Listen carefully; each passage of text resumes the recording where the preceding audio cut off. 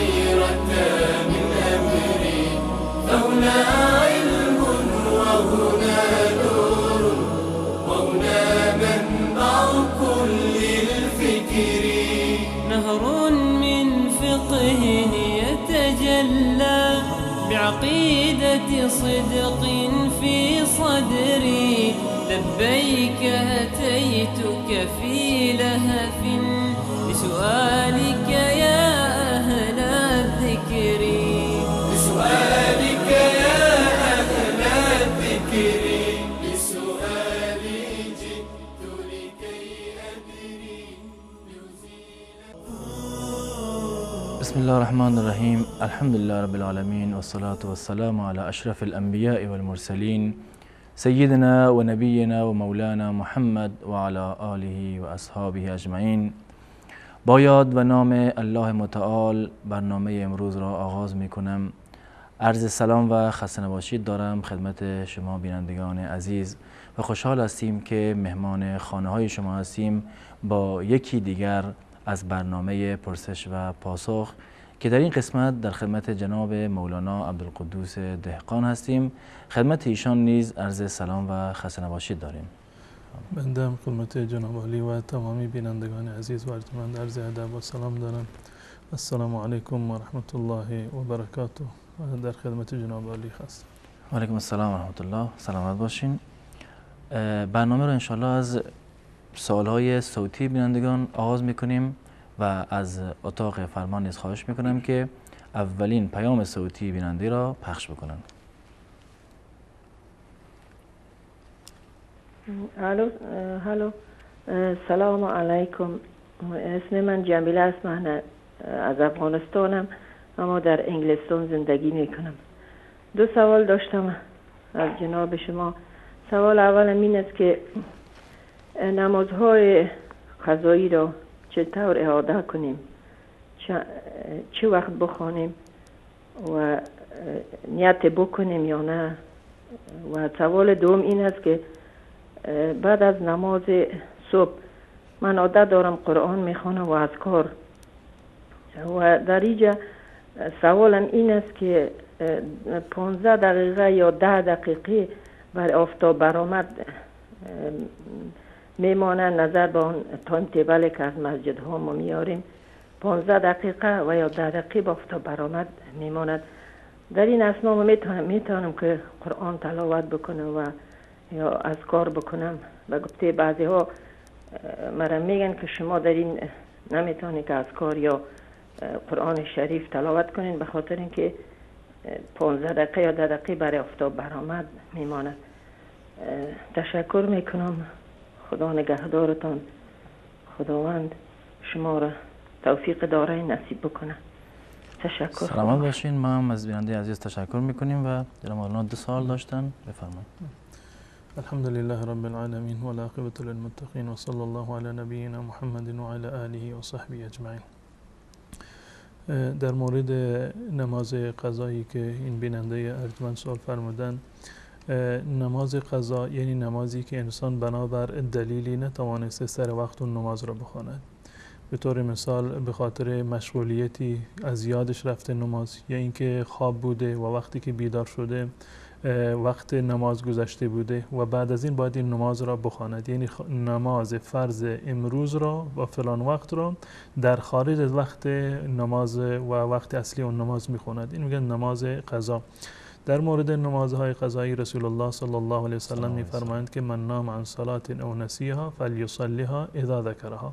هر وقتی که یه انسان به خواب میافتد از وقت نماز و بعداً بیدار می شود که وقت نماز گذشته، یا فراموش می کند وقت نماز را و بعداً بیادش میاد که وقت نماز گذشته، فلیصلیها اذا ذکرها، به محض این که یادش آمد اون نماز را بخواند و قضای نماز را به جا بیاورد در هر وقتی از اوقات که باشد. لازم نیست و حتی مسنون هم نیستی که در واقع فضیلتی هم ندارد که نماز را یعنی تأخیر بکنن تا وقت نماز بعدی. به طور مثال نماز فجرش قضا شده، لازم نیست و حتی جایز هم نیست که اینو تأخیر تأخیر بیاندازن تا وقت نماز ظهر، یا نماز ظهر قضا شده اینو تأخیر میندازن تا وقت نماز عصر. هر وقتی و هر نمازی که از انسان فوت شد و به تعبیر عامیانه قضا شد، به محض این که بیادشون اومد و فرصت کردن اون نماز را باید بخونن. و اگر این نمازهای اندکی هست، بنابر رأی در واقع مفتابه در مذهب امام ابو حنیفه رحمت الله علیه، اگر کمتر از 5 نماز باشه که ترتیب در میان اونها لازم هست، به طور مثال یکی نماز صبح و ظهر و عصر رو مثلا قضا شده نخونده، ابتدا باید نماز صبح، بعد ظهر و بعد عصر رو بخوند. و اگر بیشتر از 5 وقت نماز باشن ترتیب در اینها لازم نیست. و نمازهایی رو که به صورت قضا هست، نیت همون نماز هست، دقیقاً همون نیتی رو که برای فرض نماز مثلا فجر شما میکنید، دقیقاً همون نیت رو برای قضایش میکنید. لازم نیست که در اونجا بگویید که مثلا من 2 رکعت نماز فجر را قضاءً میخونم. قضا و ادا هر دوتا معنیش یکی هست. با این تفاوت که ادا یعنی نمازی که در سر وقت ادا می شود و خونده می شود، و قضا نمازی که در خارج از وقت خونده می شود. در نیت هیچ گونه تفاوتی رو ندارن. نیت 2 رکعت نماز فرض صبح را دارید یا 2 رکعت یا 4 رکعت نماز ظهر را، نیت دقیقاً هم اون هست. منتها نمازانی که در جوانی از انسان فوت شده یا اساساً تارک نماز بوده، به صورت کلی یک فردی قبلا پایبند نبوده یا انسان دینداری نبوده، تازه توبه کرده و به دین روی آورده، برای این لازم نیست که نمازهای گذشتهش رو دقیقاً چه اندازه نماز بوده همه را قضا بیاورد. برای چنین شخصی همین که پایبند نماز باشد، از امروز به بعد نمازش را ترک نکند، همین کفایت میکند و لازم نیست قضا آوردن نمازهای گذشته که عمدن اونها را ترک کرده. چیزی که فراموش کرده، خواب افتاده بوده، تازه متوجه شده که نماز رو نخوندم، این یه حکم جداگانه رو دارد بنابر حدیث رسول الله صلی الله علیه و سلم که قبلا عرض کردم. اما نمازی که عمدن ترک شده قضایی ندارد. نمازی که عمدن ترک شده قضا ندارد، فقط توبه دارد، استغفار دارد. منتها کسی که قبلا نماز خوان نبوده و تازه توبه کرده، اولاتر و بهترین است که نمازهای نفلی رو زیاد بخواند تا اینکه جایگزین نمازهای قبلی و فرصتی که از دست رفته در واقع بشود. در مورد قضای نماز. اما در مورد ذکر و اذکار خوندن بعد از نماز فجر تا هنگام طلوع آفتاب، این جایز هست، هیچ گونه محدودیتی در این زمینه وجود ندارد، بلکه در این زمینه روایاتی اومده از رسول الله صلی الله علیه و سلم که تشویق و ترغیب کرده و فضیلت‌هایی برای چنین انسان‌هایی وارد شده. به طور مثال روایتی هست در صحیح بخاری و صحیح مسلم، حضرت ابو هریره رضی الله تعالی عنه روایت فرمودند که رسول الله صلی الله علیه و سلم فرمودند که الملائکه تصلی علی احدکم ما دام فی مصلاه، فرشتگان تا زمانی که شما بر مصلای خودتون نشستید، یعنی در جای نماز خودتون نشستید، برای شما دعای رحمت میکنن. در ادامه روایت اومده که الذی صلی فیه ما دام لم یحدث، مادام لم یحدث، تا زمانی که انسان بی وضو نشده، وضوش نشکسته و در همون محل نماز خودش نشسته و مشغول ذکر و اوراد هست. در روایت صحیح بخاری از ابو هریره اومده که فرشتگان برای چنین انسانی دعای رحمت میکنند و فرشتگان میگن، در روایت کاملا اومده که اللهم اغفر له اللهم ارحمه، اللهم اغفر له اللهم ارحمه. و این وقتی که صلات نسبت به فرشتگان میاد یعنی دعای رحمت میکنند. پس بنابراین این یک فضیلتی هست که انسان بعد از نماز فجر بنشیند و تا هنگام شروق یا تا هنگام طلوع آفتاب بشیند و الله متعال را ذکر بکند. و خصوصا روایت دیگری هست از حضرت انس رضی الله تعالی عنه که ایشون میگوید که رسول الله صلی الله علیه و سلم فرمودند که من صلی الفجر فی جماعت، اونجا قید جماعت اومده، هر کسی که نماز فجر رو در با جماعت بخواند ثم قعد یذکر الله حتی تطلع الشمس ثم صلى رکعتین کانت کاجر حجة و عمره. و اصحاب سوال کردن آیا تامه؟ رسول الله صلی الله علیه و سلم فرمود تامه. هر کسی که 3 بار تکرار کردن و این روایت صحیح هست و علامه آلبانی رحمت الله علیه اینو گفته که حسن هست.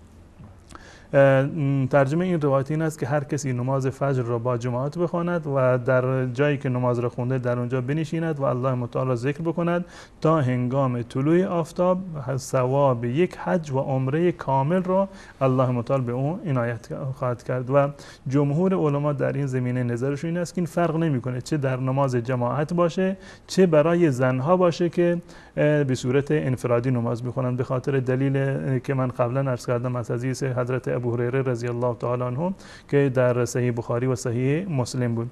پس بنابراین ذکر کردن الله متعال بعد از نماز فجر تا هنگام شروق آفتاب و بعد از آن نماز ضحی یا همون نماز اشراق را خوندن، این در واقع یک فضیلت اضافی دارد و ثواب حج و عمره داره. و بحثی که ایشون سوال کرده بودند که گفته بودند که 10-15 دقیقه مونده به برآمدن آفتاب، بعضی گفتند که در این حالت ذکر جایز نیست. نه، ذکر الله متعال در هر حالت جایز هست. ذکر کردن، قرآن خوندن، تلاوت کردن قرآن یا اذکار معصوری باشند یا دعاهایی باشند، دعا کردن در هیچ صورتی ممنوعیت ندارد، در هیچ زمانی ممنوعیتی رو در واقع ندارد و کاملا جایز است. و اون چیزی که در هنگام طلوع آفتاب ممنوع هست صرفا نماز خوندن هست. نماز خوندن هست که رسول الله صلی الله علیه و سلم نهی کردند که صحابی می‌فرماید ثلاث اوقات نهانا رسول الله صلی الله علیه و سلم ان نصلی فیهن او ان نقبر فیهن موتانا. 3 وقت هستند که رسول الله صلی الله علیه و سلم به ما فرمودند که در این 3 وقت نماز نخوانید و مردگانتان را در این 3 وقت دفن نکنید. یکی هنگام طلوع آفتاب که هنوز قرص خورشید بالا نیومده و واضح و آشکار نیست، و هنگام استوا و هنگام غروب. در این 3 وقت نماز خوندن جایز نیست. ذکر و اوراد و دعا خوندن و تلاوت قرآن هیچ گونه اشکال شرعی ندارد، هم ربع ساعت یا 10 دقیقه قبل از این وقت و هم در عین این وقت که نماز خوندن جایز نیست، اما ذکر خواندن و تلاوت قرآن کاملا جایز هست. و من دعا میکنم که الله متعال این خواهر بزرگوار رو توفیق مزیدی عنایت بکنند و عبادت ایشان و تمام مسلمانان رو انشالله به درگاه خودشون بپذیرند. آمین. جزاکم الله خیر. از اتاق فرمان خواهش میکنم که سوال بعدی بیننده را پخش کنند. سلام و خسته نباشید به جناب استاد محترم مولوی عبدالقدس دهقان. سوال داشتم. سوال قسمی است که جناب استاد محترم در اکثر اوقات برادرای را میبینیم پاچه شلوارشان خیلی دراز است ولی نماز میخوانن. ما در بعضی اوقات با اکثرشان هم داخل منازعه شدیم ولی میگن دلیل بیارید، در غیر دلیل قابل قبول نیست. میخواستم جواب امیر از شما بشنوم. تشکر میکنم از بیننده عزیز و بفرمایید. در مورد حکم اسبال، این مسئله رو در روایات و در مسائل فقهی اسمش اسبال هست. اسبال یعنی فروهشتن و دراز کردن لباس به صورتی که پایین تر از کعبین باشه، 2 استخوان برآمده 2 طرف پا هست، بالاتر از مچ پا استخوان برآمده که هست و از اینجا به بعد که اینو در زبان عربی کعبین میگویند.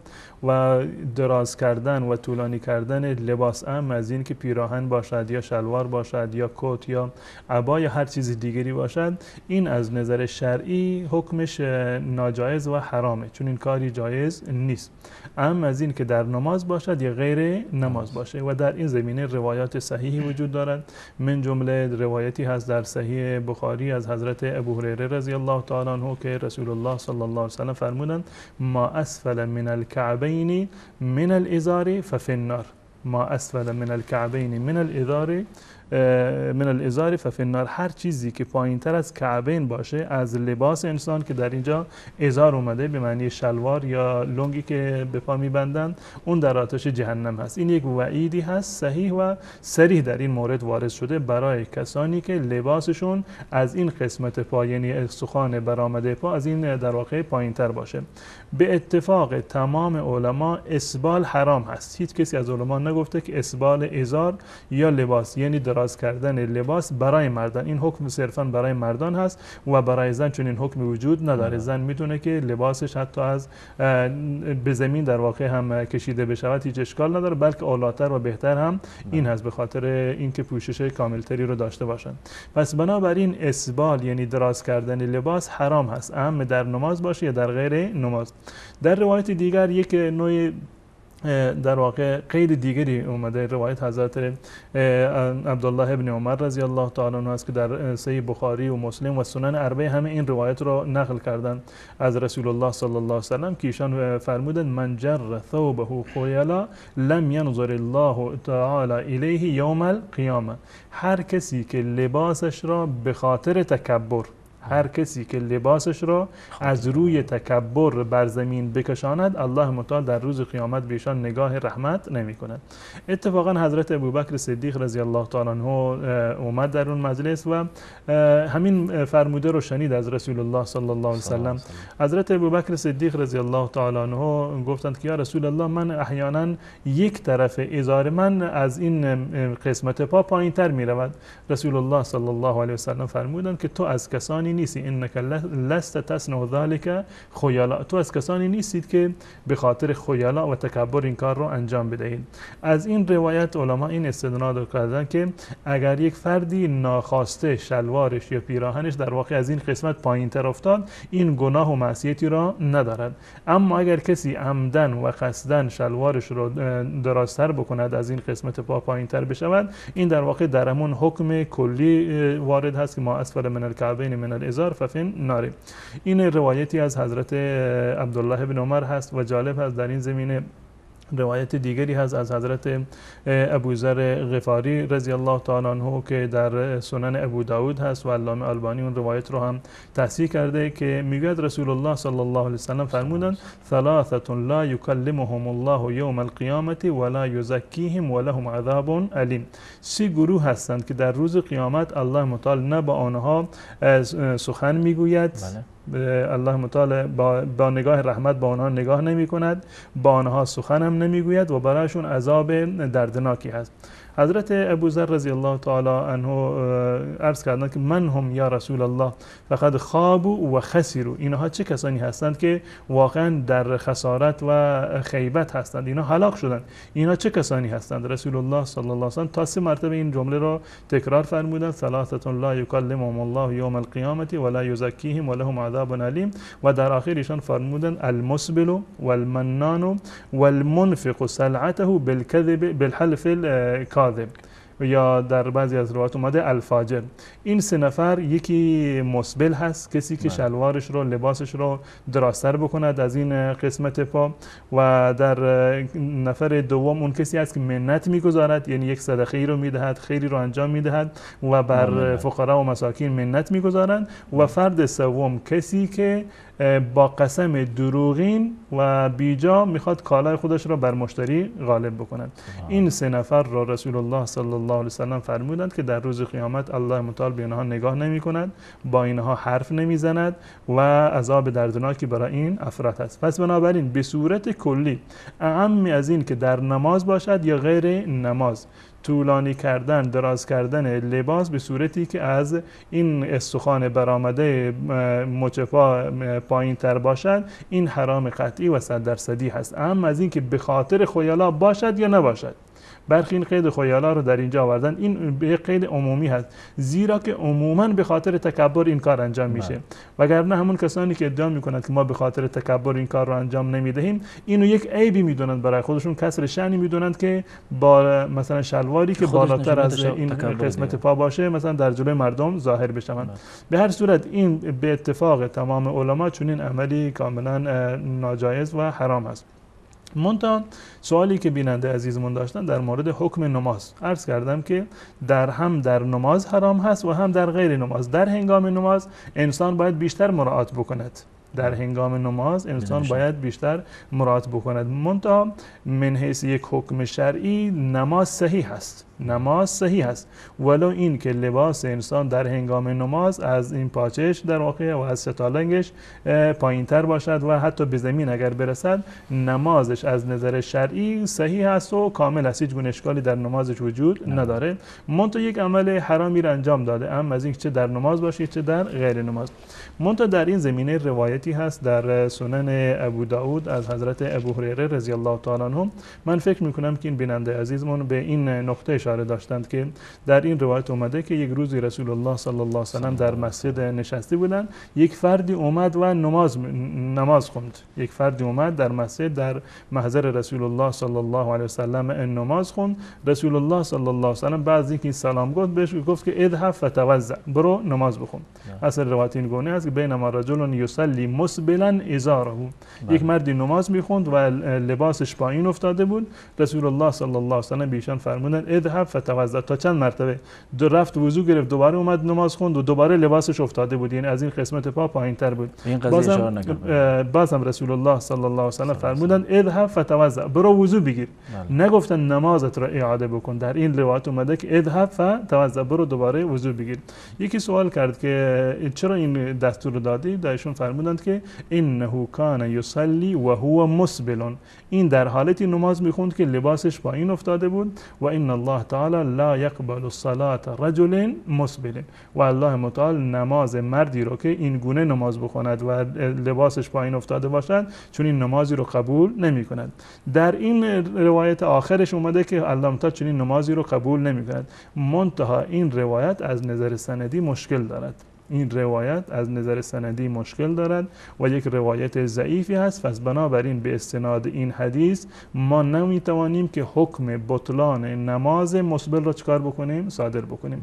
حکم اصلی همین هست که اسبال حرام هست، هم در نماز و هم در غیر نماز. و اگر در حالت نماز کسی نماز خوند و شلوارش افتاده بود پایینتر از این قسمت پا بود، نمازش صحیحه، درسته، هیچ گونه اشکالی در نمازش به وجود نمیاد و این خودش یک کار گناهی هست که انجام داده، اما از اینکه در نماز باشد یا غیر نماز. و این روایتی که از ابو هریره هست در سنن ابو داود از این استدلال میکنن. این روایت ضعیفی هست و علامه البانی در سنن ابو داود اینو جزء روایات ضعیف قرار داده.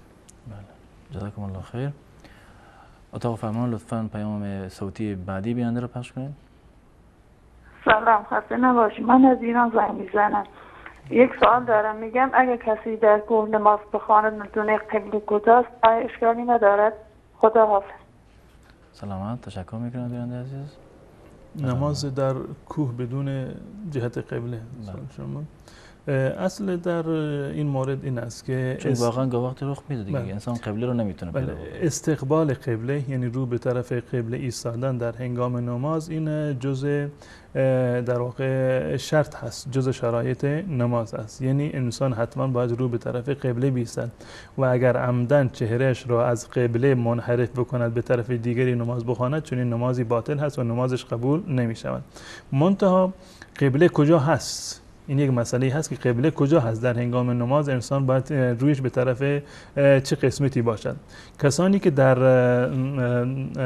حرم مکی هستند، در بیت الحرام، مسجد الحرام هستند، قبله اونها دقیقاً خانه کعبه هست. دقیقاً خانه کعبه هست. یعنی این که باید 100% و بالفرزن و حتما و 100% باید رویشون دقیقاً به طرف خانه کعبه باشد. اگر ذره منحرف باشن نمازشون قبول نیست، زیرا عذری برایشون باقی در واقع نمونده و می توانند که رو به طرف قبله نماز بخونند. برای اهل مکه کل مسجد حرم هست. برای اهل مکه کل حرم و مسجد الحرام قبله هست و برای مردمانی که خارج از مکه هستند شهر مکه در واقع قبله هست. کل شهر مکه در واقع قبله هست و لازم نیست که یک فردی که فرض کنیم از اقصا نقاط شرق نماز بخواند حتما باید اگر خط موازی بکشند باید برود به خانه کعبه متصل باشد. نه، این گونه نیست. اگر به طرف مسجد الحرام یا به طرف مکه نماز خونده باشد نمازش کاملا درسته و هیچ گونه اشکالی در این زمینه وجود ندارد.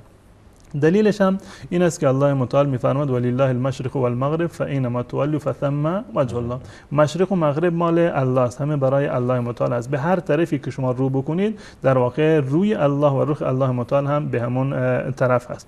و در این زمینه روایتی هست از حضرت ابو هریره رضی الله تعالی عنه که صراحت کاملی دارد در این زمینه که رسول الله صلی الله علیه و سلم فرمودند که ما بین المشرق و المغرب قبلتون، ما بین المشرق و المغرب قبلتون، در میان مشرق و مغرب برای شما قبله هست. این روایت هم روایت صحیح است و در سنن ترمذی اومده و علامه البانی رحمت الله علیه صحیح قرار داده. این دقت بکنیم که در این روایت اومده که در میان مشرق و مغرب قبله هست. یا در روایت دیگر رسول الله صلی الله علیه و سلم میفرماید در مورد استقبال قبله، این در حالت قضای حاجت، لا تستقبلوا القبلة ولا تستدبروها، در هنگام قضای حاجت روبروی قبله و پشت به قبله ننشینید، ولکن شرقوا او غربوا، رویتون به طرف شرق باشد یا به طرف غرب باشد. این مسئله برای اهل مدینه هست، برای اهل مدینه. یا این که رسول الله صلی الله علیه و سلم میفرمایند که ما بین المشرق و المغرب قبلتون، این برای شهر مدینه هست که قبلش طرف جنوب هست، قبلش طرف جنوب است. ایشان میفرمایند که در میان مشرق و مغرب برای شما قبله هست، یعنی این که رخ شما، طرف شما در واقع باید به طرف مکه باشه و به طرف جنوب باشه. یک مقداری اگر منحرف شد این طرف اون طرف، این اشکالی در نماز ایجاد نمیکنه. این یک حکم شرعی. و اما در مورد نمازی که انسان خونده در بیابانی و احیانا هم ثابت شد که به طرف خلاف قبله نماز خونده. فرض بکنید شما الان دارید نماز میخونید و رو به طرف یک طرف ایستادید نماز میخونید.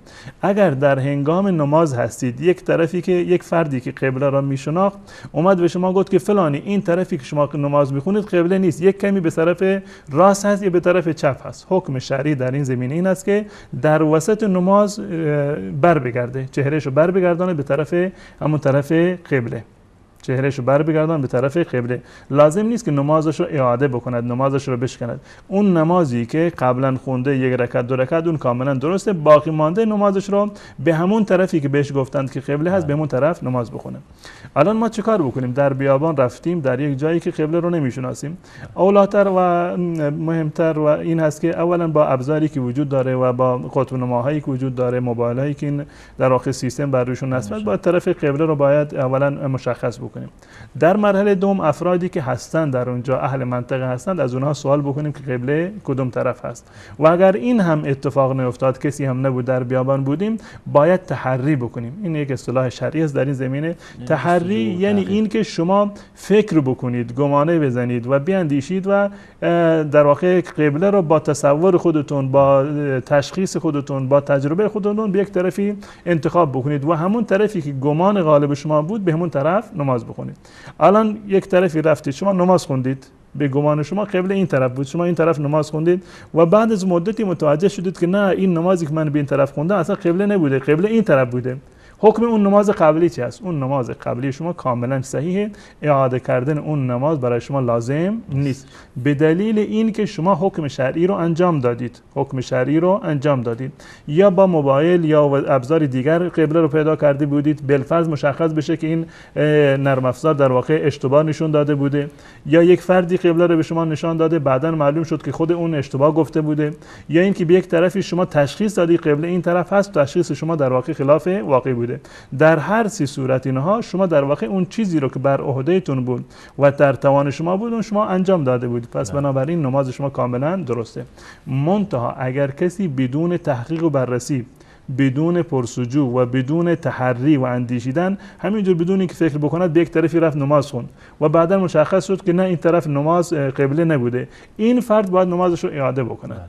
چون این فردی باید نمازش رو اعاده بکنند، زیرا که برای پیدا کردن قبله این هیچ گونه زحمتی رو نکشیده، نه از انسانی پرسیده و حتی خودش هم فکری نکرده و گمان زنی در این زمینه نکرده. پس بنابراین نمازی که شما قبلا خوندید در بیابان، قبله رو نمیدونستید، به یک طرف نماز خوندید و بعد از تحری بوده، بعد از فکر کردن بوده، یا اینکه یک فردی به شما گفته قبله این طرف هست، این نماز شما کاملا درسته و اعاده و دوباره خوندن اون نماز بر شما لازم نیست. جزاکم الله خیر. از اتاق فرمانم خواهش میکنم که سوال صوتی بعدی بیننده رو پخش بکنن و شماره تماس بیننده رو نیز زیرنویس بکنید. بفرمایید.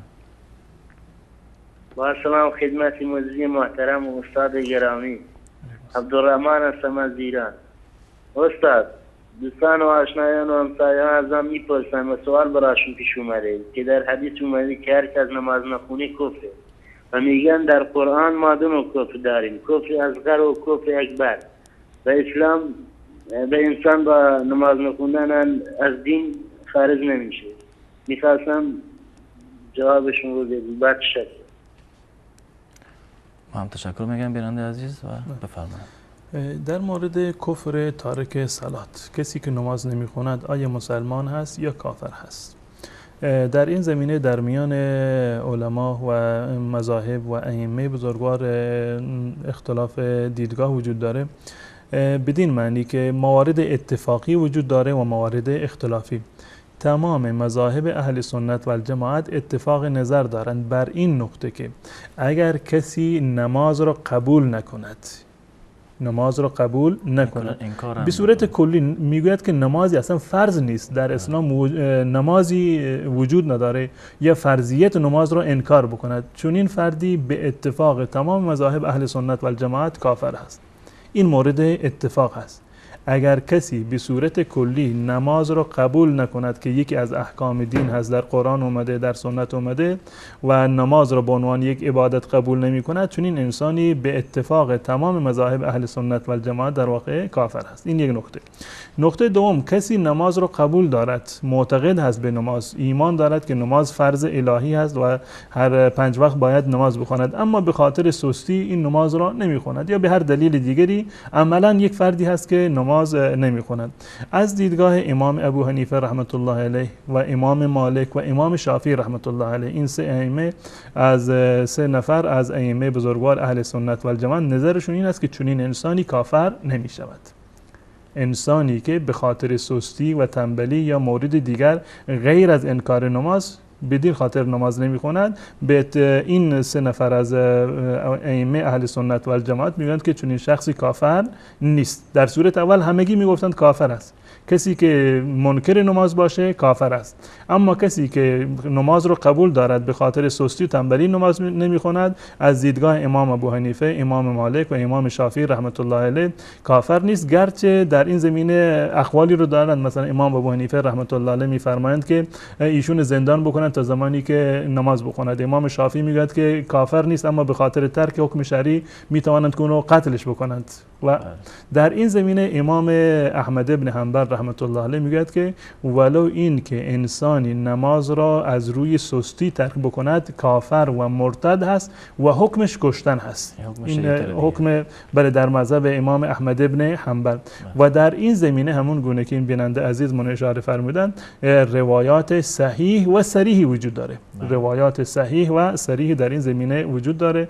به طور مثال حدیث حضرت جابر رضی الله تعالی عنه است که بین الکفر و بین الرجل و بین الکفر ترک الصلاه، که در حائل در میان انسان و کفر ترک نماز هست، که تمام بزرگان و محدثین اینو روایت کردن، جماعه غیر از امام بخاری رحمت الله علیه. یا حدیث ام ایمن رضی الله تعالی عنها، من ترک الصلاه متعمدا فقد برئت منه ذمه الله و رسوله، کسی که نماز را متعمدا ترک بکند ذمه الله و رسول از چنین انسانی در واقع بری هست و دور هست. و حدیث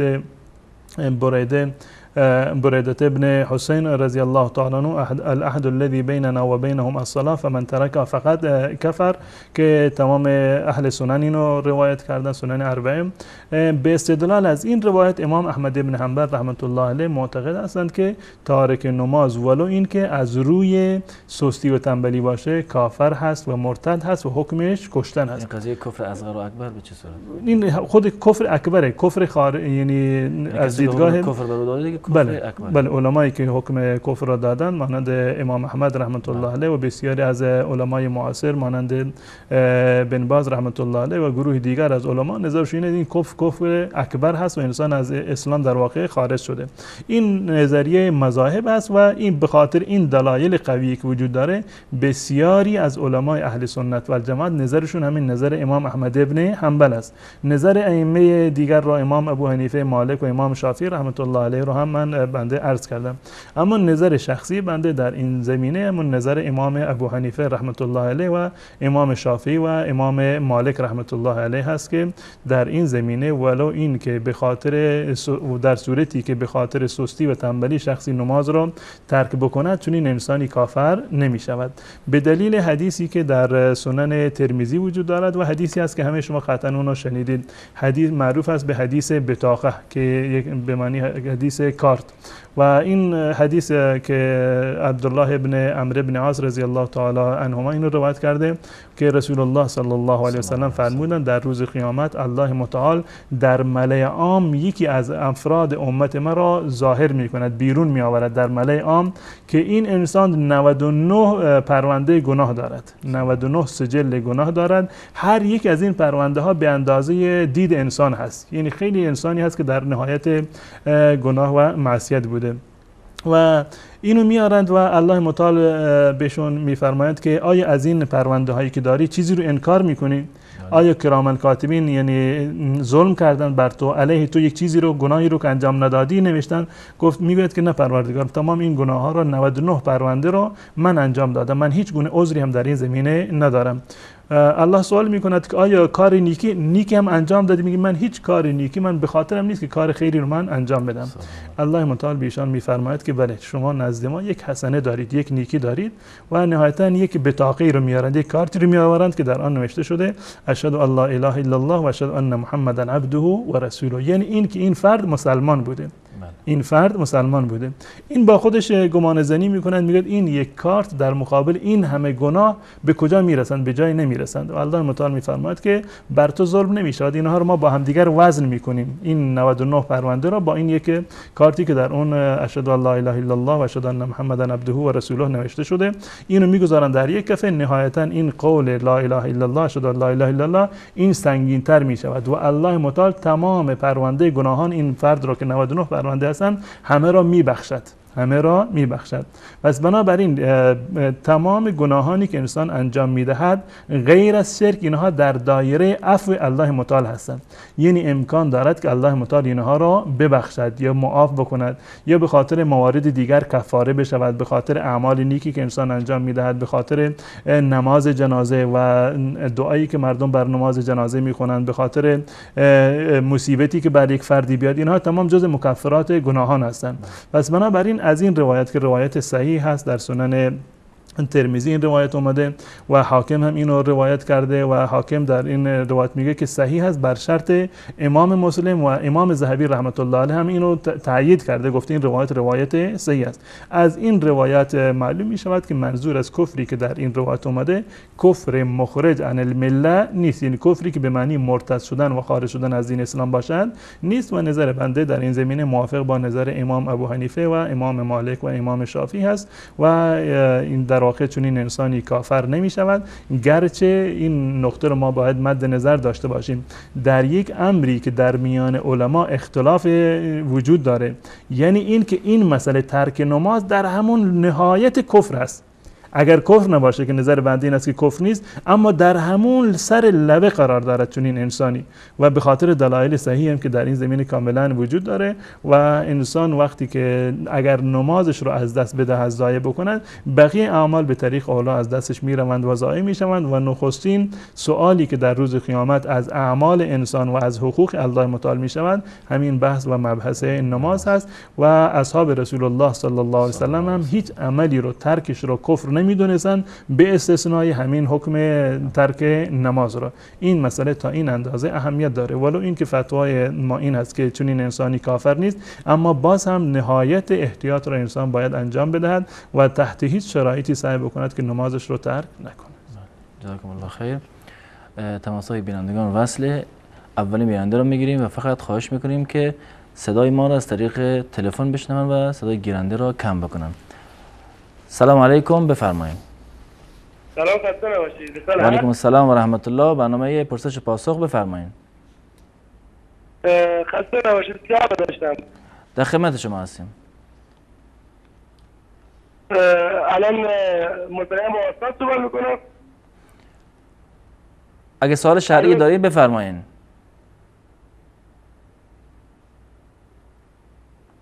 ظاهرا تماسشون قطع شد. بیننده بعدی رو بگیریم. سلام علیکم، لطفا خودتون رو معرفی کنید و بفرمایید. سلام علیکم، وقت شما خوش. محترم. و علیکم السلام و رحمت الله، بفرمایید. ببخشید یک سوال داشتم، میخواستم بپرسم که من حکم از عروسک هایی که برای بچه ها استفاده میکنن حکم اینا چیه؟ نظر شریعه مشکل داره یا نه؟ سوال دیگه هم دارین؟ نه تشکر از شما. انشاءالله پاسخ دریافت میکنین. تشکر میکنم از شما. سلام علیکم، لطفا خودتون رو معرفی کنید، بفرمایید.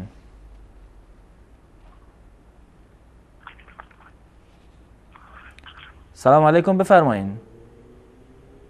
الو سلام علیکم. و علیکم السلام و رحمت الله، بفرمایید. خسته نباشید آقای مهدی. سلامت باشین، در خدمت شما هستیم. سلام علیکم. بفرمایید بیننده عزیز. خوب هستید استاد جان؟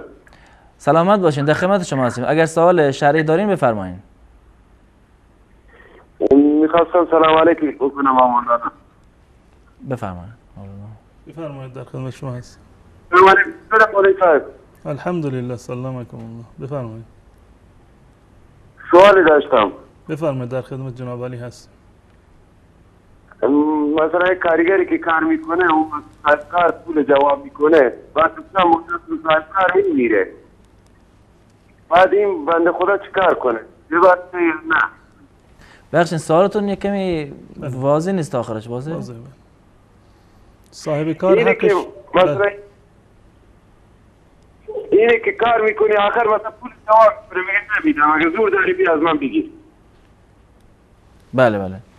سوال دیگه هم دارین؟ نمیده. نه سلامتی شما خدا. تشکر میکنم از شما.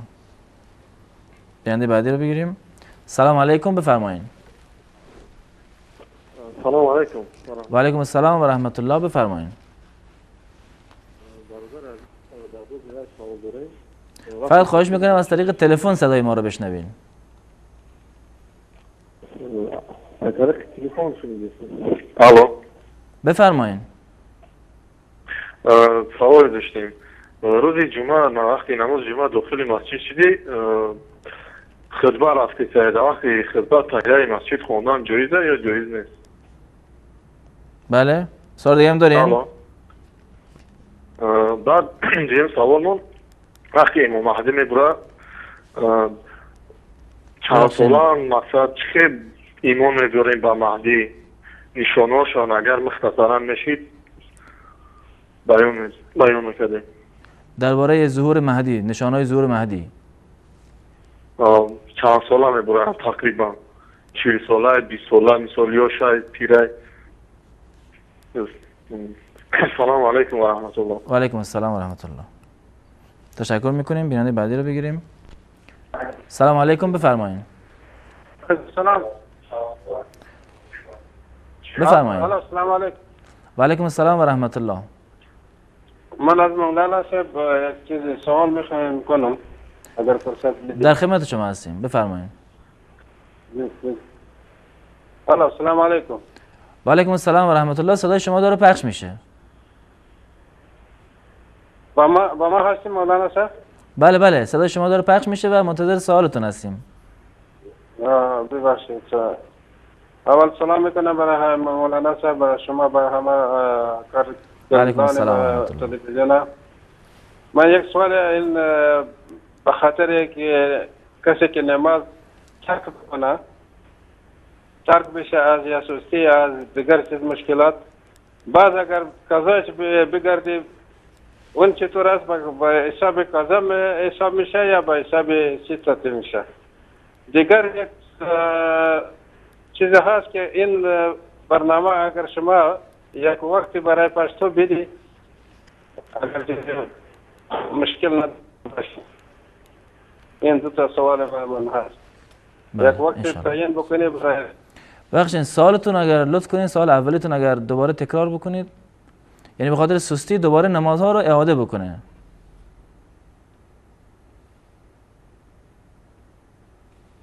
ظاهرا تماسشون قطع شد، چون من متوجه شدم که گفت نمازها رو اعاده بکنه و آیا این نمازها فرض حساب میشه یا فرض شده. بیننده بعدی رو بگیریم. سلام علیکم، بفرمایید. سلام، خسته نباشید. و علیکم السلام، سلامت باشین. بفرمایید. شبکه وصال حق. شبکه وصال حق و برنامه پرسش پاسخ، منتظر سوال شرعیتون هستیم. ببخشید چند تا سوال داشتم. بفرمایید. مادر من 93 گرم طلا داره، بعد میخواد بدونه زکاتش چقدر میشه. سوال دیگه هم دارین؟ الو. بله. بفرمایید. من چند وقت پیش اتفاقی شب مادرم خواب بودن، دختر داداشم نفهمیدن چیز سینه مادرم یه 2 دقیقه 3 دقیقه اینا مکیده. بعد مادرم میخواد بفهمه که قرینش چه حکمی داره. اگه میشه لطفا توضیح بدید. بله. سوال دیگه هم دارین؟ بعد تقریبا 18 سال پیش مادرم لولاشو بسته که دیگه حامله نشه، دیگه بچه دار نشه. الان چند تا از آخوندها اینا گفتن که درست نیست، نماز جنازه بهش نمیاد، نماز جنازه درست نیست. الان مادرم میگه دو دله برم، من میگه لولامو باز کنم یا چه حکمی داره. سوال دیگه هم دارین؟ نه خیلی ممنون، خسته نباشید. تشکر میکنم از شما. بیانده بعدی رو بگیریم. سلام علیکم، بفرمایید. السلام علیکم. و علیکم السلام و رحمت الله، بفرمایید. با شما یک دو سوال داشتم برادر عزیز. در خدمت شما هستیم. وقتی که یک برادر مسلمان از عالم میگذرد به قبرستان برده دفن میکنن، انا در همونجا در سجمانه شیشته دعا کردن، مقصد در حق همون میت قرآن خواندن جایز است؟ سوال دیگه هم دارین؟ سوال دیگه همین است که بعد از نمازهای فرضی، بعد از با جماعت ادای نماز شیشته با ذکری گیم که سبحان الله الحمدلله با 3 بار مشغول میشیم، بعد همون دعا برای قبول شدنی نماز دست جمعانه دعا کردن، همین حکم شیعه، همین هم فهمیدن میخواستم. بله، سوالتون واضحه. اگه سوال دیگه هم دارین بفرمایید. تشکر میکنیم از شما. سلام علیکم، بفرمایید. سلام علیکم، بفرمایید. سلام، خسته نباشید. سلامت باشین، بفرمایید. من یه سوال داشتم از استاد. در خدمت شما هستیم. این تو نمازهای جماعت خب این زنا میان مسجد، این درسته یا غلطه؟ اینو می‌خواستم سوال کنم. به چه صورت؟ نماز جمعه میشه خب، بله، زنا میان تو مسجد، مثلا طبقه بالا میخونن. بله، سوال واضحه. این میخواستم سوال کنم چون امام جمعه ما میگن میشه، ولی بلوچا از سمت بلوچستان سوال میکنی میگن نه نمیشه. حالا نمیدونم، از استاد میخواستم سوال کنم. بله، سوال دیگه هم دارین؟ نه همین. تشکر میکنم از شما. انشالله پاسخ دریافت میکنین. بیانده بعدی رو بگیریم. سلام علیکم، بفرمایید. سلام علیکم، من اسمم خلیل هستم. و علیکم السلام آقای خلیل، بفرمایید. یک دقیقه صبر کنید، معذرت میخوام. در خدمت شما هستیم. من یک سوال بسیار میخواستم راجع به مسجد ما بسیار کنم. در مسجد ما که ما یک ملای داریم، این ملای ما آمده میگه که درس اولی که ما بگویم که این ملا از طرف دولت آلمان معاش داره و معاش خود میخوره و پول کرای خانهش هم آلمان میده و در مسجد میآید تنها روز جمعه یک نماز جمعه میده و میگه که خودش به جهل میگه اگر شما مرا پول ندید من نماز جمعه براتون نمیدم. آیا پشت سر حضرت مولا نماز جایز است یا نه؟ دیگه ما یک مولا رفر دیگه داریم که خود مولا ساخته بود، مولا شد، بسیار خوب یاد گرفت، زحمت میکشید. البته یک سوانه کمونیستی داشت، توبه کرد، حج رفت 2 دفعه و بسیار کوشش میکرد که در رضای اسلام بسیار کوشش کرد، بسیار چیزای نو میزده، از زحمت میکشیم میآورد در مسجد. آیا پشت سر حضرت مولایی که درس هم خوانده در پاکستان در اینجا رسیه درس خوانده، آیت ها میاد داره، قرآن شریف هم میاد داره، خوب میاد داره، اما کسبش هست. آیا این دقیقا مولایی که در مسجد میاد این پسر از این نماز جایزه هست یا پسر از دیگه که میگم من پول نتیم من نماز نمیتونم. بله سوالتون واضحه. خود در کابل صحیح است که آدم بگوید که یک معاش داره، خانه باید داشته باشه، پول داشته باشه، پول اولادش، پول کرای خانهش، پول سوالتون واضحه بیننده عزیز. امیر برای من لطف کنید. تشکر میکنم از شما. خدا نگهدار شما. بیننده بعدی رو بگیریم. سلام علیکم، بفرمایید. سلام علیکم.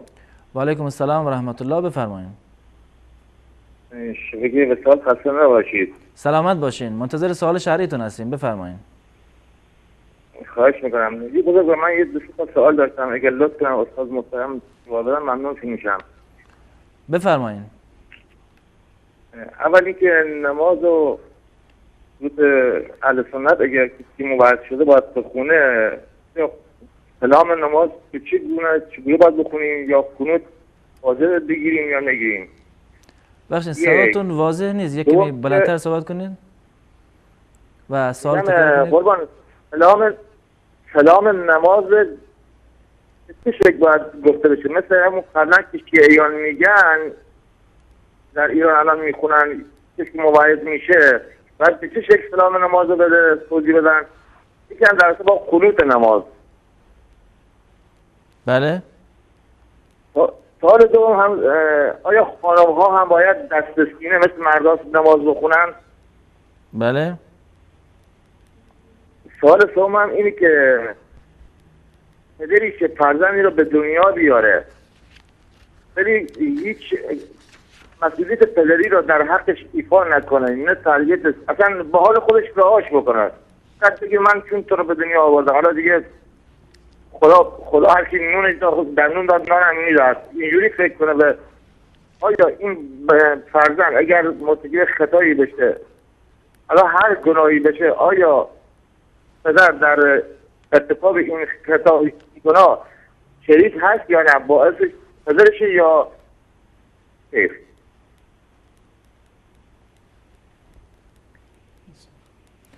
خیلی لطف کردین، ممنونتم. سلامت باشین. سوال دیگه هم دارین؟ خدا. سلامت باشین، تشکر میکنم شما. بیننده بعدی رو بگیریم. سلام علیکم، بفرمایید. لطفا از طریق تلفن صدای ما رو بشنوین. بیننده عزیز منتظر صدای شما هستیم. سلام علیکم. و علیکم السلام و رحمت الله، بفرمایید. ما از پوزیسیون زنگ میزنیم. بله. امین استاد محترم آقای دوستان. در خدمت شما هستیم. امین از اون نگیان تو در نمازها از اون. بخشید صداتون یک کمی پایینه، اگه لطف کنید یک کمی بلندتر صحبت کنید. امین در وقت نماز از اون نگیان تو امین در بیشینه چه کنیم در وقت از اون؟ در وقت اذان چه کار کنیم؟ در وقت اذان ما چیکار کنیم؟ بشینیم یا گوش کنیم؟ ایستیم یا چیکار کنیم؟ بله. سوال دیگه هم دارین؟ سوال دیگه هم این که همین کلاه‌های هست و پیش روش سایه داره، پیش رو. ببخشید دوباره سوال رو تکرار کنین. کلاهی پیش روش سایه، پیش روی آدم سایه میگیره تو کلاه. بله. بله. آیا این درست است یا پوشیدن یک کلاه درست است یا نه؟ بله. سوال دیگه هم دارین؟ نه، رحمت. سلامت باشین. تشکر میکنم از شما. بیننده بعدی رو بگیریم. سلام علیکم، بفرمایید. السلام علیکم و رحمت الله و برکاته. و علیکم السلام و رحمت الله و برکاته، بفرمایید.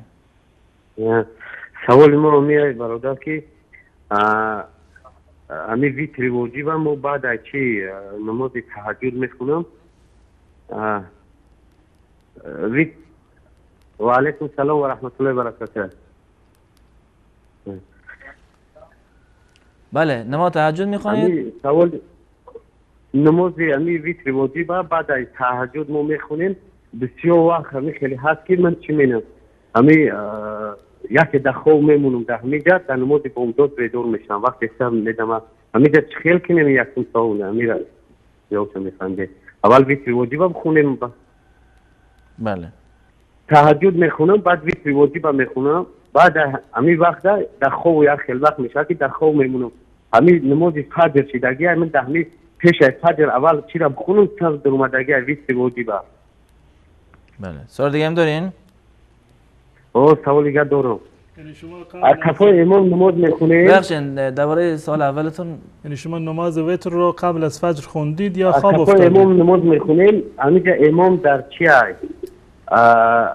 امام در چهارم رکعت های تحیات نخونده وقتی در چهارم رکعت های تحیات وقتی چی کردن در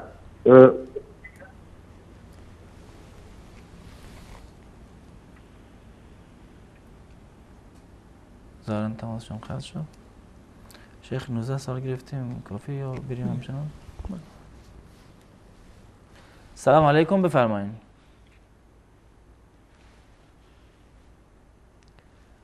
سلام علیکم بفرمایید. بله السلام علیکم. و علیکم السلام و رحمت الله بفرمایید. فرخنده هستم از افغانستان تماس میگیرم. من دو سه سوال داشتم اگر لطف کرده جواب بدین. بفرمایید در خدمت شما هستیم. سوال اولی بود که شخصی که روزه‌دار باشه آیا با روبوسی کردن روزیش باطل میشه؟ روزه‌دار است با چی؟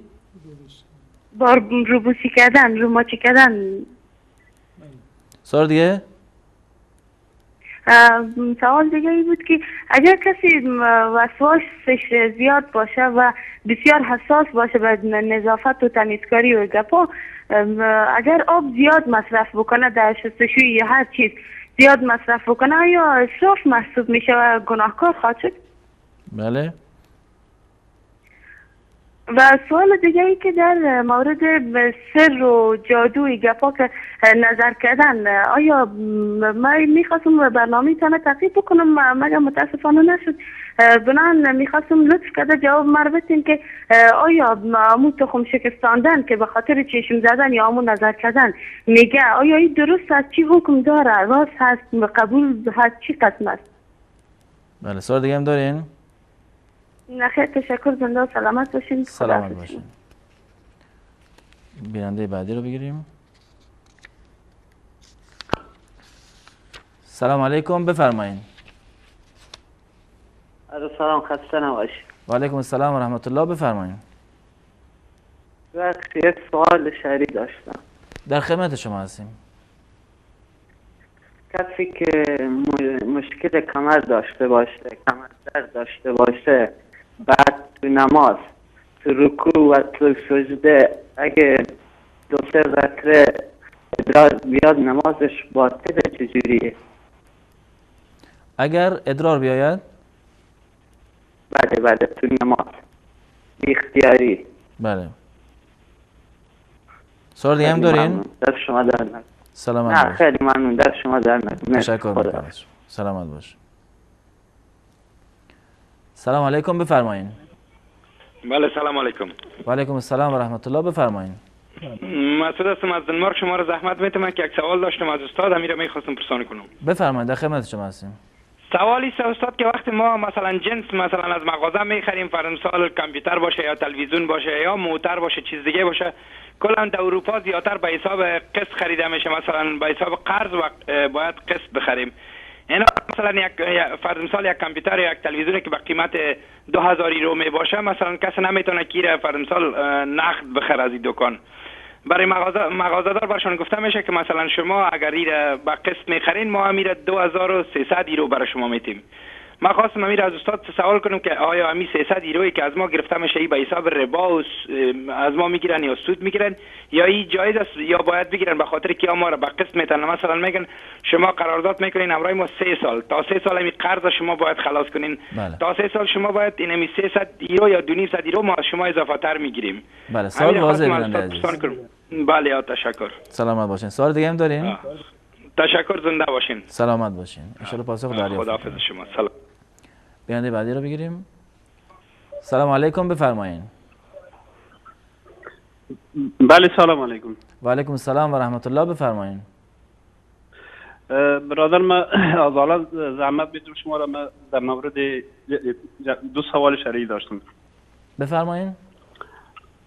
سوال اول می بود که مثلا خودم در حالا زندگی میکنم و هر چیز کار میکنم، خودم خانه دارم کرایش، مثلا اینجا بعض مردم هست که از دولت کمک میتونه بگیره مثلا اگر معاشش کم باشه، ولی من به اندازه هستم که به مرز که یا تعیین کردن مثلا من مستحق به اون نمیشم که دولت هم کمک کنه و هر چیز داودی خودم هست. و این یک سوال، اگر مثلا این سوال اولتون قانون میشه دوباره سوال اول بفرمایید؟ قانون کامل نشده، یعنی خوب متوجه کامل نشده. سوال اولتون یعنی خلاصه بگم کسی که اگر اینجا خانه بخره ماهانه که چیزی مثلا پیسه میته کمتر تمام میشه تا او که نقدن به کرایه نشین باشد، اینجا خوب به حساب سود است. این حال این یک سوال مثلا اگر شما صحیح متوجه شده باشین. بله این بصورت قسطی خونه میخره این صورت دیگه.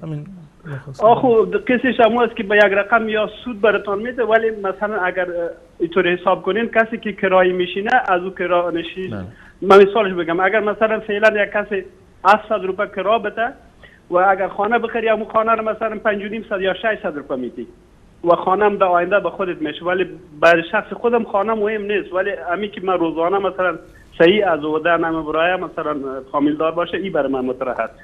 این سوال یک اگر یعنی شما منزل رو میخرید از یک کسی، از یک شرکتی، از دولت یا از هر کسی و ماهانه قسطش رو پرداخت میکنید، یک چیزی رو تعیین میکنید؟ بله. بله. سوال دوم. بله. خودم خانه مثلا به حساب اسلامی در افغانستان خانه خریدیم، یکم پیسش قسط مانده هنوز. این حال باز در ضمن که ما خانه خریدیم مثلا خب پیسه دادیم کمکش مانده هنوز قسطش یعنی قرضش خلاص نشده. این خانه که مثلا ما خریدیم پیسه زکاتش سر ما میشه، یعنی مثلا یک چند سال شده که این خانه خریدیم ولی زکاتش در مورد زکاتش باید چیکار کنم؟ زکات خود منزل رو سوال میکنید؟ سوالم زکات اون منزل است که مثلا ما در افغانستان خانه خریدیم. بله. و خودم در اونجا نمیشینم. بله. و او هم هنوز قرضش کم مانده، قرضش کم مانده، خب بالاخره در یک سال خلاص میشه. آیا یعنی زکات اون خانه ما چطور کنم؟ من خود اونجا نمیشینم، ما اون خانه رو به کرا دادیم. بسیار خوب. سوال واضحه، تشکر میکنم از شما. روز خوش براتون. تشکر از برنامه بسیار خوبتون. تشکر میکنم. آخرین بیننده رو هم بگیریم و بعد از آن میان برنامه میریم و به پاسخ سوالا میپردازیم. سلام علیکم، بفرمایید. سلام علیکم. سلامت باشین، بفرمایید. ببخشید من سلام عرض میکنم به مولانا عبدالقدوس تهران. بعد من هفته گذشته مزاحمتون شدم.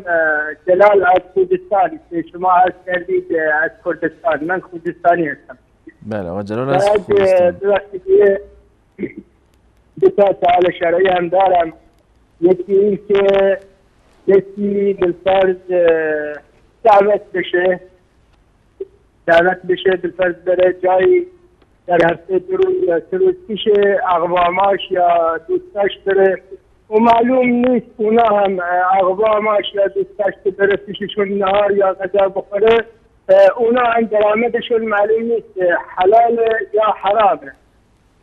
آیا این یکی پیششون چیزی بخوره و میخواد بچه داشته باشه، بچه برا تشکیل بچه بده، این غذایی که میخوره معلومه ممکنه حرام باشه، اشکال داره برای بچه؟ واضح سالم؟ بله سوال واضح. سوال بعدیتون؟ در سال بعدی بالفرض خدا نکنه بالفرض غذای حرامی خورده باشم پیش کسی، یعنی فرزنداتون؟ لحاظ علمی یعنی فرزنداتون اگر غذای حرامی خورده باشن؟ نه بالفرض من هنوز اطلاع نشدم، بالفرض رفتم یه جایی و غذای سوال اولتون واضحه برادر عزیز آقا جلال. سوال اول. سوال دومتون بفرمایید. درسته اینم سوال دومه. بالفرض رفتم پیش کسی غذای ممکنه حرام باشه، این غذای حرام بالفرض چند روز از طریق علمی چند روز طول میکشه تا دونسته تبدیل میشه این غذای حرام؟ یعنی برای خودمون جلوگیری بکنیم که غذای حرام پیش کسی یا پیش کسی اصلا نریم کلا، یعنی دعوت کسی رو نپذیریم، چون این مجتمعمون خیلی مخصوصا شما هم اطلاع دارید خیلی یعنی نامعلومه چطوریه. بله تشکر میکنیم از شما. واضحه جناب؟ بله سوال واضح، انشالله پاسخ دریافت میکنیم. دست شما در میکنه. آقا جلال از خوزستان عزیز. خدا شما سلامت باشین. تشکر میکنم از شما. در اینجا با هم یک میان برنامه میبینیم و دوباره باز خواهیم گشت، در خدمت شما عزیزان خواهیم بود.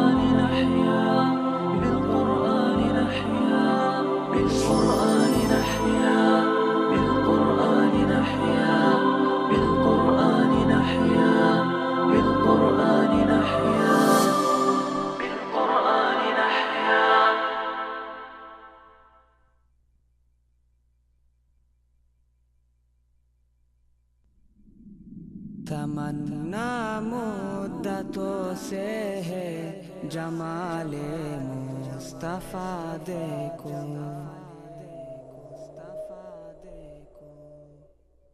تمنا مدتوں سے ہے جمال مصطفیٰ دیکھو، تمنا مدتوں سے ہے جمال مصطفیٰ دیکھو، امام الانبیاء دیکھو، حبیب کبریا دیکھو، وہ جن کے دم قدم سے صبح نبی روشنی پائی، وہ جن کے دم قدم سے صبح نبی روشنی پائی، منور کر دیا جس نے فضا و رہنما دیکھو، منور کر دیا جس نے فضا و رہنما دیکھو، تمنا قلب مضطر کی وہ دور بے بہا دیکھو، تمنا قلب مضطر کی وہ دور بے بہا دیکھو، قدم باہر مدینہ سے تصور میں مدینہ ہے، قدم باہر مدینہ سے تصور میں مدینہ ہے، الہی یا الہی عظمتوں کی انتہا دیکھو، الہی یا الہی عظمتوں کی انتہا دیکھوں،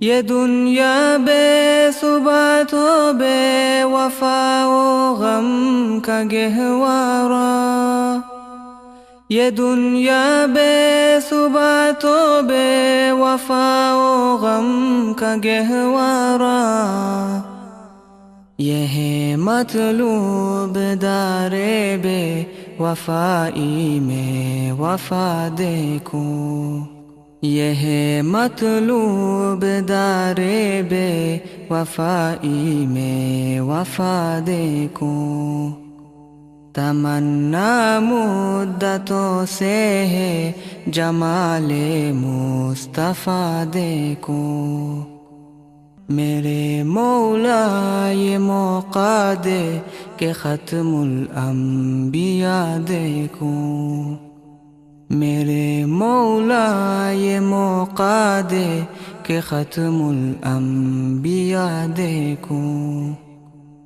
شفیق از نفس ما در ما نبی مجتبی دیکھوں، شفیق از نفس ما در ما نبی مجتبی دیکھوں، در جنت پہ حاضر ہو رسول پاک کے ہمراہ، در جنت پہ حاضر ہو رسول پاک کے ہمراہ، شفاعت کا یہ منظر یا خدایا میں رضا دیکھوں، شفاعت کا یہ منظر یا خدایا میں رضا دیکھوں، تمنا مدتوں سے ہے جمال مصطفیٰ دیکھوں، امام الانبیاء دیکھو، حبیب کبریا دیکھو۔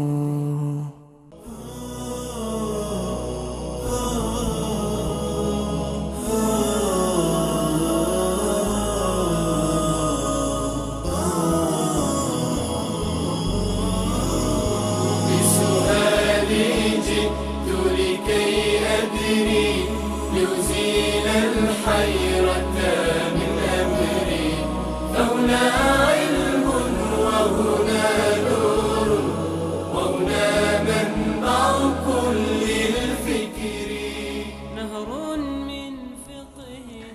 عرض سلام و خسته نباشید مجدد دارم خدمت بینندگان عزیز. جناب مولانا، اولین بیننده سوالشون این بود که آیا استفاده از عروسک برای بچه ها درسته؟ بسم الله الرحمن الرحیم. در مورد عروسک هایی که برای بچه ها برای سرگرمی و بازیشون تهیه می شود، روایتی هست در سنن ابو داود رحمت الله علیه و روایت صحیح هست که حضرت عایشه رضی الله تعالی عنها میگویند که روزی رسول الله صلی الله علیه وسلم وارد شد و در لوازمی که حضرت عایشه رضی الله تعالی عنها از بچگی داشت، اسباب بازی ها و به تعبیر امروزی عروسک هایی رو که داشتند، که عروسکی رو درست کرده بودند با شکل یک اسب درست کرده بودند و این اسب در واقع بال داشت. حضرت رسول الله صلی الله علیه وسلم فرمودند که این چی هست؟ گفت که اسبی هست که درستش کردند. گفت که چرا بال داره؟ مگر اسبها بال دارند؟ این روایتی هست در سنن ابو داود. از این روایت معلوم می شود که اگر عروسک هایی به شکل در واقع حیوان باشند، به شکل یک اسبی باشند یا حتی به صورت انسانی باشند، در حد اسباب بازی باشه، اشکال ندارد برای اینکه بچه ها با آن بازی بکنند. از این روایت این دلالتش یک دلالت صحیح و صریح است. منتها برخی از علما اینو تفاوتی قائل شدن، گفتن اون اسباب بازی هایی که با دست ساخته میشد قدیما و یک تکه پارچه‌ای رو یک شکل و حالتی میدادند که به صورت انسانی در بیاد یا به صورت حیوانی باشه، یک چیز ابتدایی بوده در اون زمان و عروسک‌های امروزه ساخته می شود، تمام اعضای ظاهری بدنشون، چشم و گوش و دهانشون دقیقاً مشخص هست و اضافه بر این حرکت هم دارند. بسیاری از علما اینو گفتند که این موارد را نمی شود بر اون موارد ابتدایی و ساده‌ای که در اون زمان بوده قیاس کرد. در هر صورت در اصلش جواز هست اگر به صورت ابتدایی باشه و چیز خیلی ساده‌ای باشه، و در هر صورت اگر احتیاط بشود بهتر هست. اگر احتیاط بشود به خاطر این که از این مجسمه ها در واقع نخرند، این اولاتر و بهتر هست. وگرنه بنابر حدیث حضرت عایشه رضی الله تعالی عنها در سنن ابو داود که شیخ البانی رحمت الله علیه همین رو صحیح گفته، نظر بنده این است که اشکال چندانی ندارد، اما پرهیز کردن اولاتر و بهتر است. بله بدون شک. جزاکم الله خیر. بیننده بعدی هم گفتن که دنبال روزی حلال هستن و کار میکنن، اما متاسفانه صاحب کارشون پول رو پرداخت نمیکنه. چی کار باید بکنه؟ وقتی که صاحب کار پول رو پرداخت نکند، این به معنی است که حق شما را به روش غیر مشروع و غیر قانونی تصاحب کرده و شما حق دارید که مطالبه بکنید حق خودتون رو، از طریق دادگاه باشد یا از طریق ریش سفید قوم باشه، از طریق علمایی باشه که در شهر شما وجود دارند. حق خودتان را اثبات بکنید و بعد از اثبات دقیقاً می توانید که به حق خودتان برسید. این یک مطلب است. ابتدا باید حق اثبات بشود، با دلیل شما حقتون رو ثابت بکنید در دادگاه یا در واقع اون گونه که در بلوچستان جاهای دیگر مرسوم هست به شریعت، یعنی دادگاه محلی یا افرادی که ریش سفید قوم باشند یا علمایی که اختلافات رو حل فصل میکنند، میتونید به اونها مراجعه بکنید و حق خودتون رو دریافت بکنید. این یک مرحله هست. و از مرحله بعدی اگر واقعا شما ثابت کردید که حق دارید و صاحب کار حق شما رو نداشت، شما می توانید حتی به زور اگر برایتون میسر باشد و ممکن باشد می توانید که مال خودتان را در واقع دریافت بکنید و از این انسان زورگو بگیرید. اولاتر این است که از طریق قانونی اقدام بکنید و اگر نشد از نظر شرعی شما حق دارید اون مقداری رو که حق مسلم و ثابت شده شما هست به هر طریقی که می توانید از دست صاحب کار در بیاورید. بله. سوال بعدی این بود که گفتن در روز جمعه وقتی که خطبه شروع شده است آیا خواندن تحیه مسجد جایزه؟ در این زمینه ائمه مذاهب اهل سنت و الجماعت اختلاف دیدگاه دارند. امام ابو حنیفه و بیشتر فقهای احناف نظرشون این است که باید صبر بکنند در این زمینه، به خاطر اینکه تاکید اکید اومده برای استماع خطبه و برای شنیدن خطبه و حتی در روایتی هست که حضرت ابو هریره رضی الله تعالی عنه اگر اشتباه نکنم که اذا قلت لصاحبك یوم الجمعه الصح فقد لغوت، اگر در روز جمعه در هنگام خطبه حتی اگر به رفیقت گفتی ساکت صحبت نکن، اینم در واقع جزء امور حرف میزنه در هنگام خطبه، اینم جزء موارد لغویات حساب کردن. از این عمومیات استفاده کردن، گفتن حتی نماز خوندن هم جایز نیست و صرفا با تمام وجود باید گوش فرا بدهند به خطبه و سخنرانی که انجام می شود. اونم خطبه، منظور از خطبه ای هست که عملا بعد از اون خطبه نماز اقامه می شود. بحث سخنرانی های قبل از خطبه که هیچ گونه شک و شبهه‌ای در اون وجود نداره، به اتفاق علما می شود در اون هنگام نماز تحیت المسجد را خوند. در برخی از مساجد عادت کردند و مردم را این گونه عادت دادند که در هنگام ورود به مسجد کسی تحیت المسجد یا نماز سنت رو نمیخونه، به مردم میگه صبر بکنید، بعد از این که سخنرانی تمام بشود به شما وقت میدیم. این خطاب خلاف سنت رسول الله صلی الله علیه و سلم هست و هیچ گونه اصلی رو در شریعت ندارد. از این فراتر هم حتی در هنگام خطبه‌ای که معمولا در اکثر جاها به زبان عربی خونده میشود، عرض کردم که در این زمینه روایت صحیحی هست، در صحیحین وجود داره که یک روز یک فردی به نام سلیک قطبانی اومد در محضر رسول الله صلی الله علیه و سلم در مسجد، هنگامی که ایشان روی منبر بودند، بالای منبر بودند و داشتند که خطبه می اومدند میخوندند و این سلیک قطبانی اومد و نشست و هیچ گونه در واقع تحیت المسجد را نخوند. رسول الله صلی الله علیه و سلم فرمودند قم فرکع رکعتین و تجوز فیهما. قم فرکع رکعتین و تجوز فیهما. بلند بشو دو رکعت نماز و منتها سبک بخون. بلند بشو و دو رکعت نماز سبک در واقع بخون به عنوان تحیت المسجد. و بعد از این رسول الله صلی الله علیه و سلم در خود همین حدیث که سلیک قطوانی هست جمله ای را خطاب فرمودن به تمام عموم مردم که اذا جاء احدکم یوم الجمعه والامام یخطب. این دیگه صراحت دارد. هرگاه که یکی از شما به مسجد اومد در روز جمعه و الامام یخطب، در صورتی که امام بر بالای منبر خطبه میخوند، فلیرکع رکعتین ولیتجوز فیهما، دستور داده که حتما باید 2 رکعت نماز تحیت المسجد را بخواند و منتها این 2 رکعت نماز را طولانی نکند و مختصر و سبک بخواند. و رأی بسیار راجح در این زمینه به خاطر این حدیث که کاملا صراحت دارد و هیچ گونه توجیهی ندارد، این است که حتی ولو این که امام در هنگام خطبه باشد، انسان باید این 2 رکعت نماز تحیت المسجد را بخواند و هیچ گونه منافاتی با خطبه امام در واقع ندارد. جزاکم الله خیر. بیان بعدی که از تاجیکستان بودن درباره نشانهای ظهور مهدی میخواستن بدونن که بالاخره چون وقتم کمه مهمترین نشانهای ظهورشون چیه؟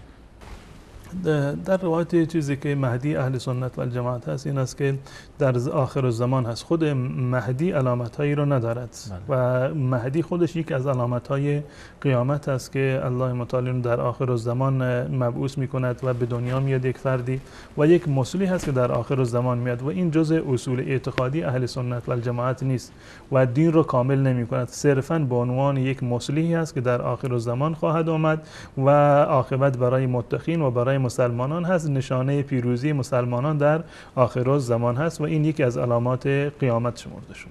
بله، جزاکم الله خیر.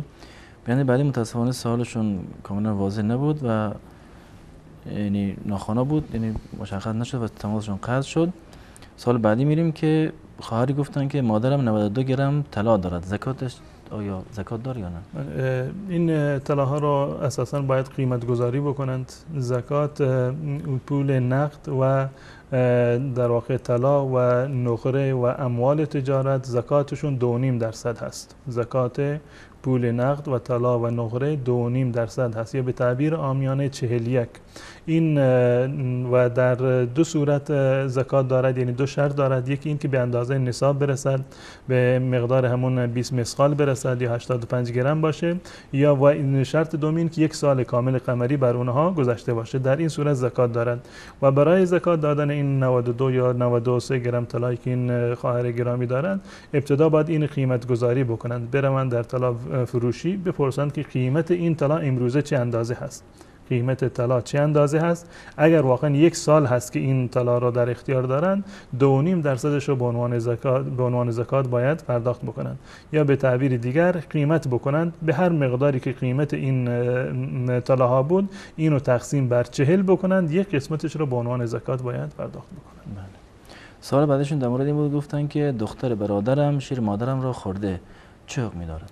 بله، از نظر رأی امام ابو حنیفه رحمت الله علیه نظرشون این است که ولو که یک مرتبه یک فرزندی کودکی از یک خانم شیر بخورد، این حکم رضاع ثابت می شود، یعنی این که این دختر یا این پسر و کودکی که شیر خورده فرزند اون خانم شمرده می شود و محرمش است. این نظر امام ابو حنیفه رحمت الله علیه است و در این مورد در صورتی که شیر خورده احتیاط هم همین مورد هست، احتیاط هم همین مورد هست، در صورتی که رأی بقیه ائمه امام شافعی و امام احمد ابن حنبل رحمت الله علیه بنابر استدلال از حدیث حضرت عایشه رضی الله تعالی عنها این است که اگر در صورتی که 5 مرتبه کمتر شیر خورده باشد این حکم ثابت نمی شود.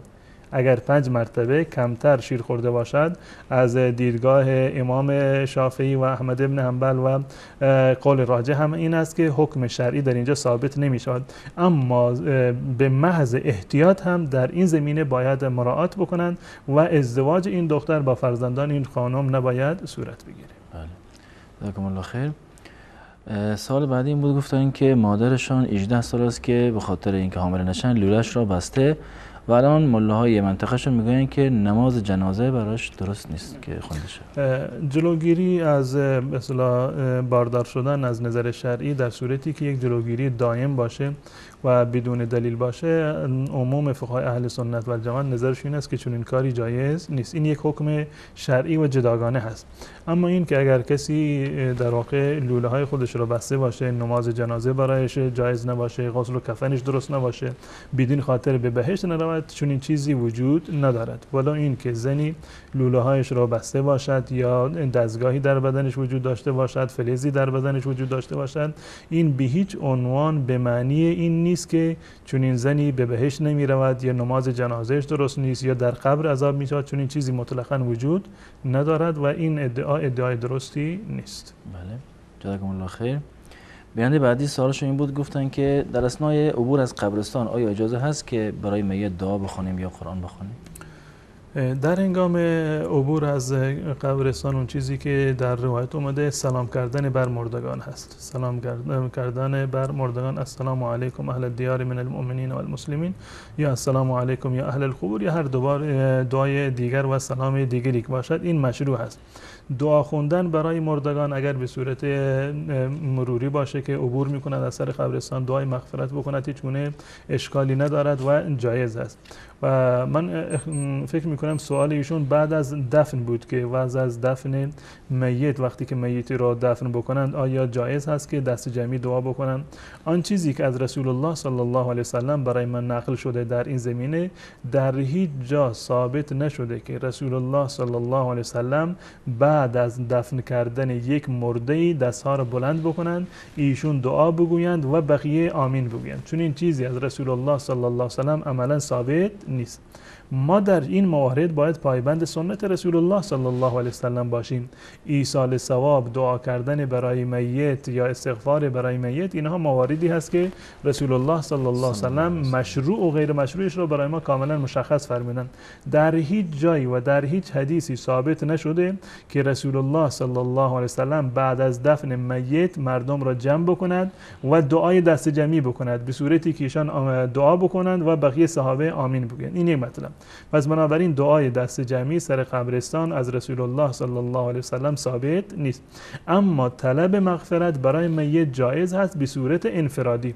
طلب مغفرت و دعا کردن سر قبرستان برای میت جایز هست به صورت انفرادی به دلیل این حدیثی که رسول الله صلی الله علیه وسلم بعد از دفن یک مرده فرمودند استغفروا لاخیکم فانه الان یسأل، برای برادرتون استغفار بکنید، طلب مغفرت بکنید، زیرا که الان در حال بازخواست هست و از ایشون در واقع سوال می شود. این یک حکم عمومی هست که رسول الله صلی الله علیه وسلم فرمودند برایش دعا بکنید، برایش طلب مغفرت بکنید. این جایز هست که به صورت انفرادی ما دعا بکنیم، طلب مغفرت بکنیم. اما این که همه جمع بشوند یکی رو جلو بکنند که دعا بکند و دیگران آمین بگویند، این از عمل رسول الله صلی الله علیه وسلم ثابت نیست. و همچنین قرآن خوندن سر قبرستان برای میت یا در غیر قبرستان به صورت ختم گرفتن و قرآن ختم کردن برای میت، این هم از عمل رسول الله صلی الله علیه وسلم و صحابه‌ای که در زمان رسول الله صلی الله علیه وسلم بودند. برای هیچ کدام از صحابی که درگذشتن چون این عملی صورت نگرفته و کاری هست نامشروع و ناجایز. جزاکم الله خیر. بیننده بعدی در مورد این سوالشون بود که بعد از نماز فرض ذکر کرده میشه و بعد هم با امام دعای دست جمعی میخونن، این چه حکمی داره؟ بعد از نماز فرض از کاری که وجود داره سبحان الله و الحمدلله لا اله الا الله لا اله الا الله وحده لا شریک له، خوندن معوذتین خصوصا و قل والله احد بعد و آیت الکرسی بعد از نماز فجر و بعد از نماز مغرب، اینها جایز هست و مسنون هست. انسان باید این اذکار و ادعیه رو باید بخواند و جایز هست که انسان برای خودش هم دعا بکند. جایز هست که برای خودش هم دعا بکند و همچنین جایز هست که اتفاقی امام هم دعا بکند. به طور مثال به صورت اتفاقی یک بار و دو بار اگر امام دعا بکند مقتدی آمین بگویند، باز هم هیچ گونه اشکال شرعی ندارد و جایز است. اما این که دعای دست جمعی را جزء نماز قرار بدهند که امام مجبور بشود که بعد از هر نمازی حتما دعا بکند، دستها را بلند بکند و مردم به صورت دست جمعی دعا بکنند، این دعا در هیچ مذهبی از مذاهب اهل سنت و الجماعت اصلی ندارد و رسول الله صلی الله علیه وسلم چنین دعایی رو نفرمودند. حتی یک روز هم ثابت نشده که رسول الله صلی الله علیه وسلم در طول دوران نبوتشون و خصوصا بعد از هجرت که علنا نماز می‌خوندند در مسجد نماز بخونند، سلام بدن و بعد از این دستها رو بلند بکنند، دعا بکنند و مردم آمین بگن. چون این چیزی ثابت نیست از عمل رسول الله صلی الله علیه وسلم. علمای احناف تا این اندازه اینو مقید کردند و گفتند که صرفاً به خاطر آموزش مردم جایز هست که امام تا چند روزی دعا بکند تا اینکه مردم بفهمند روش دعا کردن را یا الفاظ دعا رو یاد بگیرند، اما به صورت اینکه التزام داشته باشه و جزء نماز اینو قرار بدن از دیدگاه تمام فقها و ائمه مذاهب اهل سنت و الجماعت جماعت این بدعت هست و رسول الله صلی الله علیه و سلم چنین عملی رو انجام نداده. عبادات ما یک عبادات توقیفی هستند، یعنی کیفیتش را و زمان و مکانش را فقط و فقط رسول الله صلی الله علیه و سلم و از جانب شرع باید تعیین بشود. خود من به عنوان یک امام مسجد یا به عنوان یک مسلمان و یک عالم نمیتوانم که کیفیتی رو در عبادت ایجاد بکنم و عبادتی رو در واقع تغییر بدم. پس بنابراین دعای دست جمعی اگر به صورت همیشگی و التزام باشد این بدعت و ناجایز هست، اما اگر به صورت اتفاق باشد که یکی از مقتدی ها بالفرض تقاضا بکند که برای من دعا بکنید، برای فلانی که وفات کرده دعا بکنید، اگر دعا بکنند در این اندازه جایز هست، اما به صورت التزام و همیشگی جایز نیست. جزاکم الله خیر. بیننده بعدی سوالشون در مورد شرکت خانم ها در نماز جمعه و جماعت بود. به اتفاق تمام مذاهب اهل سنت و الجماعت شرکت کردن زن در نماز جمعه و جماعت این واجب نیست، بر زن واجب نیست و خصوصا در نماز جمعه این به اتفاق و اتفاقی که و اجماعی که ابن منذر ذکر کرده بر زن نماز جمعه واجب نیست و منتها اگر در صورتی که زنی موارد شرعی را مراعات می کند، یعنی این که تزیین نمی کند، خوشبویی نمی زند، راه مثلا امن، با لباس آرایش و زینت خارج نمی شود و با امنیت کامل، مسجد نزدیک هست یا اگر دور هست یعنی هیچ گونه خطری ایشون رو تهدید نمی کند، جایز هست که زن به مسجد برود. ببینید دو قضیه در اینجا هست. به اتفاق تمام علما نماز جمعه بر زن واجب نیست و به اتفاق تمام علما اگر زن به نماز جماعت برود این رفتنش جایز هست، کار حرامی نیست، کار ممنوعی نیست، به دلیل حدیثی که از رسول الله صلی الله علیه وسلم نقل شده که ایشان فرمودند که لا تمنعوا نساءکم المساجد، زنان خودتان را از مسجد در واقع منع نکنید، ممانعت نکنید از اینکه زنهایتون به مسجد بروند و بیوتهن خیر لهن. در خود همین روایتی که اجازه داده به زنها که به مسجد بروند در این روایت اومده و بیوتهن خیر لهن که خانه برای اونها بهتر است، در منزل نماز بخونند برای اونها بهتر است. این روایت ابو داود هست و علامه البانی رحمت الله علیه اینو صحیح قرار داده. پس بنابراین رفتن به مسجد برای زن واجب نیست. اگر کسی موارد شرعی رو زنی موارد شرعی رو مراعات کرد جایز هست که به مسجد برود و منتها اگر در منزل نماز بخواند ثواب نمازش بیشتر هست و اولاتر و بهتر این است که در مسجد چه در منزل نماز بخونند و اگر به مسجد هم رفت و موارد شرعی مراعات بود، راه امن بود و در حالت زینت و آرایش نبود، باز هم اشکال شرعی ندارد و جایز هست. جزاکم الله خیر. آقا خلیل از آلمان سوال مفصلی داشتن در مورد امامت مسجد. گفتن که امام مسجدشون از طرف دولت آلمان حقوق میگیره و کلا تامینه، اما بازم میگه که در روز جمعه اگر شما به من پول ندید من خطبه نمیخونم. آیا نماز خوندن پشت سر چنین شخصی درسته و آیا ما میتوانیم که به جای او یک کسی رو بیاریم که درس دینی خونده و علم شرعی بلده؟ انجام دادن عبادات در مقابل پول جایز نیست، اما از این که نماز باشد یا خطبه جمعه باشد یا خواندن در واقع قرآن باشد اونگونه که بعضی افرادی رو اجاره میکنند و پولی رو بهشون میدند که بیاند و برای مردهشون قرآن بخونند، برای این اعمال برای عبادات پرداخت کردن پول جایز نیست و انجام این عبادات به خاطر پول هم جایز نیست. منتها اگر یک امامی رو مشخص کردند، مقرر کردند که این امام فلان مسجد هست و هر 5 وقت این باید در این مسجد حضور پیدا بکند و اجازه ندارد که به سفر برود مثلا بدون از اجازه هیئت امنا و اجازه کاری دیگری کنه از مسجد ندارد، در این صورت به خاطر این که این امام رو آوردن مختص این مسجد کردند که اجازه کارهای دیگر یا مسافرت یا غیبت را ندارد، بین خاطر جایز هست که برایش یک حقوقی تعیین بشود.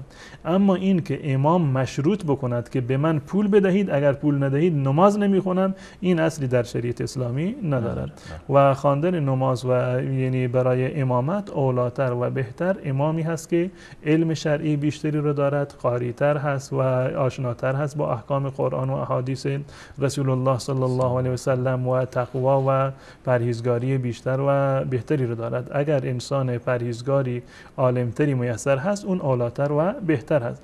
اما پشت سر کسی که حتی مثلا که مجبور میکند که حتما باید به من حقوقی بدهید، از نظر حکم شرعی نماز خوندن پشت سرش جایز هست. این گونه نیست که نماز حرام باشه پشت سرش، نماز پشت سرش جایز هست، اشکال نداره. اما اولاتر و بهتر امامی هست که علمش بیشتر باشد و تقوا و ورعش بیشتر باشد. جزاکم الله خیر.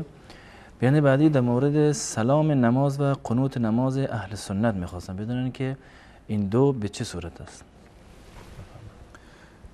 در مورد سلام نماز که من دقیقا نمیدونم که منظور این بیننده عزیزمون چی بوده. سلام تفاوتی رو نداره در مذهب شیعه و سنی. سلام همین گفتن السلام علیکم و رحمت الله هست که بعد از نماز گفته میشه که یک مرتبه سمت راست و یک مرتبه سمت چپ در واقع سلام گفته میشود. رسول الله صلی الله علیه و سلم فرمودند که آغاز نماز تحریمه نماز الله اکبر هست و تحلیل نماز سلام هست. این گفتن السلام علیکم یعنی با تکبیر تحریمه، یعنی با الله اکبر شما وارد نماز میشوید و با سلام گفتن که دو مرتبه سمت راست و چپ سلام میدهید شما در واقع از نماز خارج میشوید. این در مورد سلام.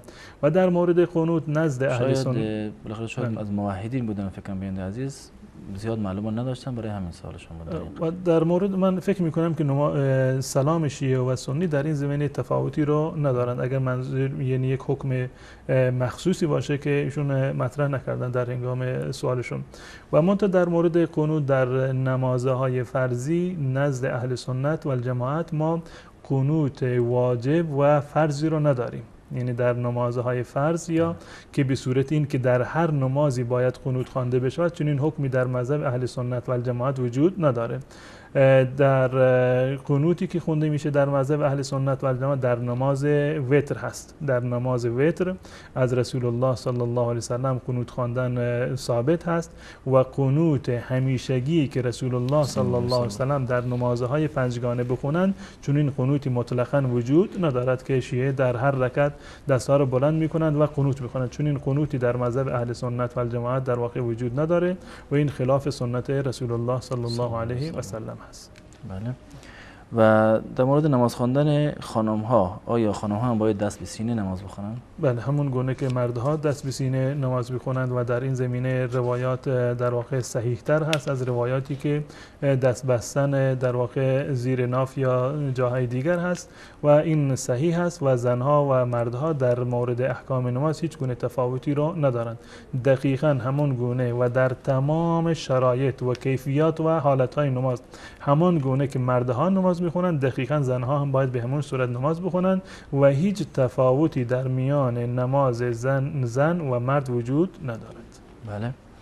بله. سوال بعدش این بود، گفتن که پدری که در حق فرزندش حق را ادا نکرده، حق فرزند یعنی حق پدری را در مورد فرزند ادا نکرده، آیا اگر فرزند مرتکب گناه شد پدر نیز در این گناه ها شریکه؟ در مورد حقوق فرزند که همون گونه که فرزند حق دارد بر پدر یا پدر بر فرزند حق دارد، این حقوق متقابلی هست. فرزند بر پدر حق دارد و پدر هم بر فرزند حقوقی رو دارند و هر دو طرف باید این حقوق رو مراعات بکنند.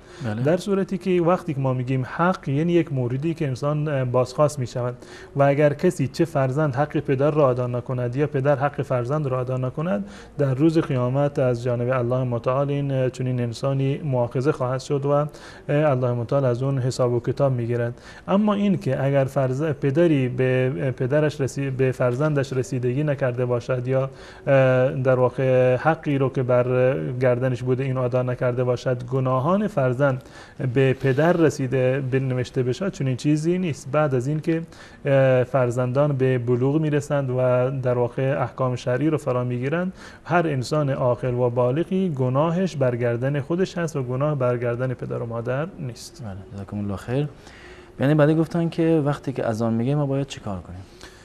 در هنگام اذان انسان باید کلمات اذان رو تکرار بکند. این یکی از سنت هایی هست که رسول الله صلی الله علیه و سلم تاکید کردند و فرمودند که هنگامی که اذان گفته میشد فقولوا مثل ما یقول المؤذن، دقیقاً همان کلمات مؤذن را شما هم تکرار بکنید و بعد از آن دعای اذان را در واقع بخونید. اینکه نشستن یا خوابیدن یا ایستادن اینها مطرح نیست. در هر حالتی که هستید، در هنگام هر کاری که هستید، اگر نشستید نشستید یا ایستادید یا راه می روید یا خوابیدید، وقتی که اذان رو شنیدید دقیقاً همون الفاظ اذان را که مؤذن میگه اون الفاظ را تکرار بکنید. بله، جزاکم الله خیر.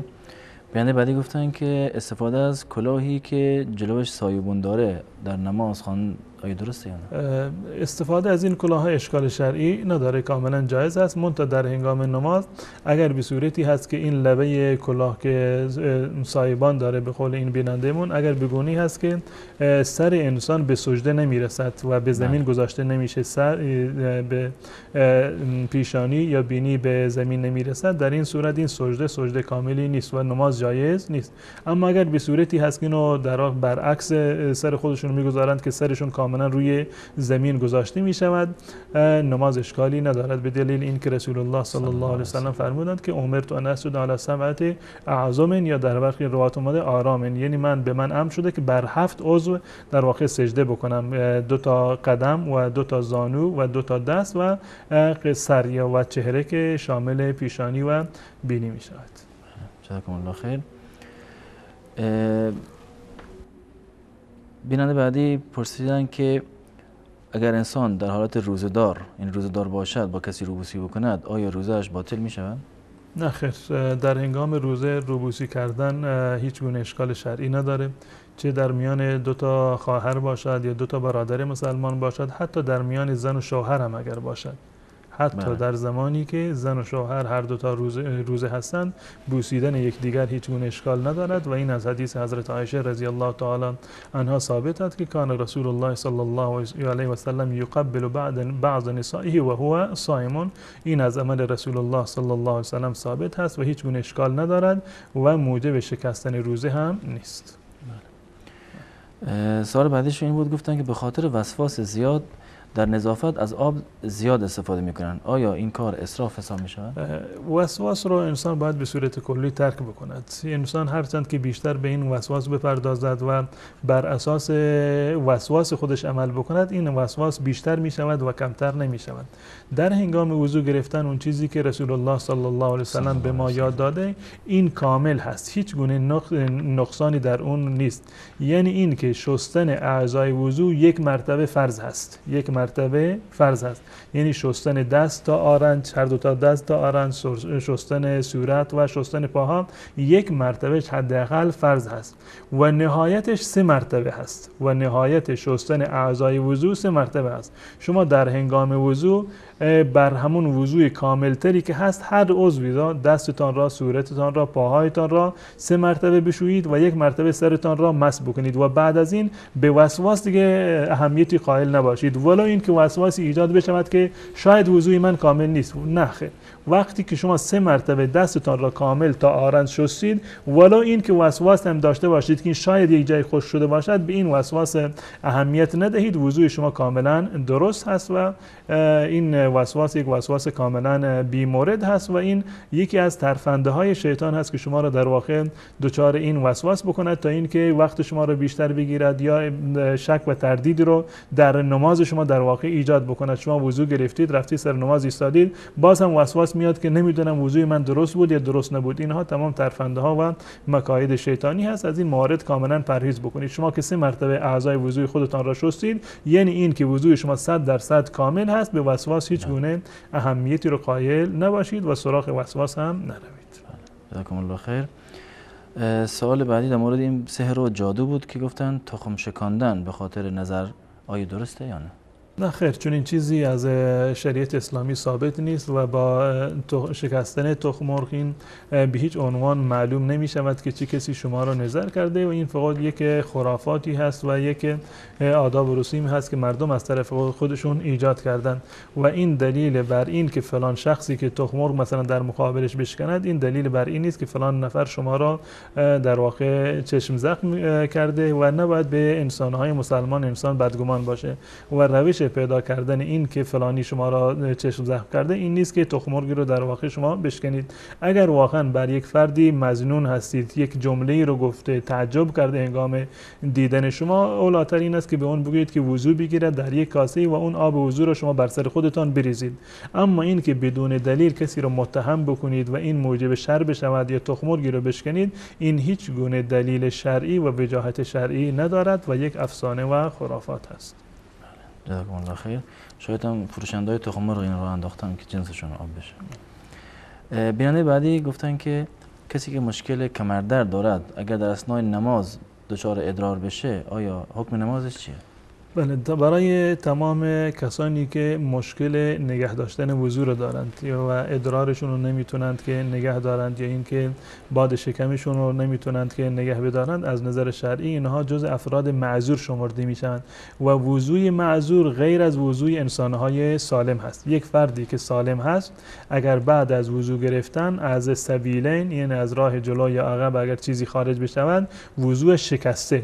اما انسانی که معذور هست، بیمار هست، یک مشکل جسمانی دارد، این حکمش کاملا متفاوت است.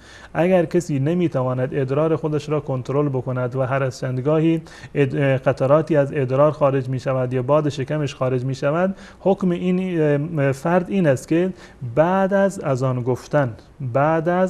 گفتن یعنی بعد از دخول وقت که وقت نماز ظهر مثلا وارد شده، این فرد وضو بگیرد. وضویش قبل از وقت جایز نیست. اگر قبل از وقت وضو گرفت و بعد از آن وقت نماز ظهر آمد و از آن گفته شد، با اون وضوی قبلی نمیتواند که نماز بعدی را بخواند. در خود اون وقت نماز، یعنی در وقتی که اذان صبح گفته می شود یا اذان ظهر گفته می شود، بعد از اذان وضو بگیرد و با این وضو میتواند که نماز فرض و نمازهای سنت و نفل را بخواند. ولو این که در هنگام نماز چند قطره از ادرار از ایشون خارج بشود یا باد شکمشون خارج بشود، این انسان معذور هست. تا زمانی که وضو گرفته و در وقت این نماز هست، این وضویش وضوی معتبری هست، ولو این که عملا وضویش شکسته بشود و قطراتی از اون خارج بشود، این وضوی در واقع افراد معذور هست و دلیل حدیثی که رسول الله صلی الله علیه و سلم به زنی که استحاضه داشتن به ایشون فرمودند که وضو بگیر برای هر نمازی و نماز بخوان، ولو قطر الدم علی الحسیر، ولو این که خون بر مصلا و جا نماز شما هم افتاده باشد، این موجب شکستن وضوی افراد معذور نیست و وضوشون کاملا درسته و در این زمینه هیچ گونه وسواسی رو نباید داشته باشند و در این زمینه نباید هم ناراحت بشند و بر خودشون فشار بیارن. این یک حکم شرعی هست. همون گونه که شما اگر سالم می بودید، وضوتون کامل بود، نماز شما صحیح می بود، الان هم که معذور هستی ولو این که در هنگام نماز و در هنگام رکوع و سجده وضوی شما شکسته بشود و قطراتی از ادرار خارج بشود، باز هم نماز شما صحیح هست و دقیقاً و به همون صورت که نماز یک فرد سالم هست انشاءالله شما ثواب نمازتون هم کامل خواهد بود. بله، تشکر میکنم از شما. آقا منصور از دانمارک سوالش این بود که ما گفت جنس میخریم به صورت قسطی، قیمت نقدی آن 2000 یورو است ولی ما قسطی میخریم با 2300، آیا این کار ربا محسوب میشود یا جایزه؟ نه خیر، این کار جایز هست. یعنی قیمت گذاری یک جنسی که قسطی فروخته می شود بیشتر از قیمت و نرخی باشه که نقداً فروخته می شود، این جایز هست. به خاطر این قسطی که طولانی تر هست می توانند که قیمت کالا را اضافه برند، منتها به این شرط که حتما نوع معامله مشخص باشد. یعنی این گونه نباشد زمانی که شما خرید می کنید به صاحب مغازه بگویید اگر من پول رو تا امروز آوردم، تا فردا، تا 2-3 روز آوردم پول نقد می دهم وگرنه پول نسیه و قسطی رو به شما میدم. در همون اول معامله مشخص باشد که معامله صورت گرفته، این کالا را به قول شما کامپیوتر رو شما تحویل گرفتید و قرار است پولش را یک ماه تحویل بدهید و یک ماه مثلا نقداً 2000 یورو هست و قسطی می شود 2300. هیچ گونه اشکال شرعی ندارد و کاملا جایز و صحیح. بله، جزاکم الله خیر. بیننده بعدی هم از آلمان بودن، گفتن که ما اگر خانه بخریم به صورت قسطی و ماهانه پول بدیم کمتر میافتد نسبت به این که خونه را اجار بکنیم. آیا خرید این خونه ها که به صورت قسطی پول بدیم درسته؟ خریدن خونه به صورت قسطی دقیقاً حکم همون در واقع معامله قسطی رو داره که بعد درس کردم جایز هست و هیچ گونه اشکال شرعی نداره. بله، جزاکم الله خیر.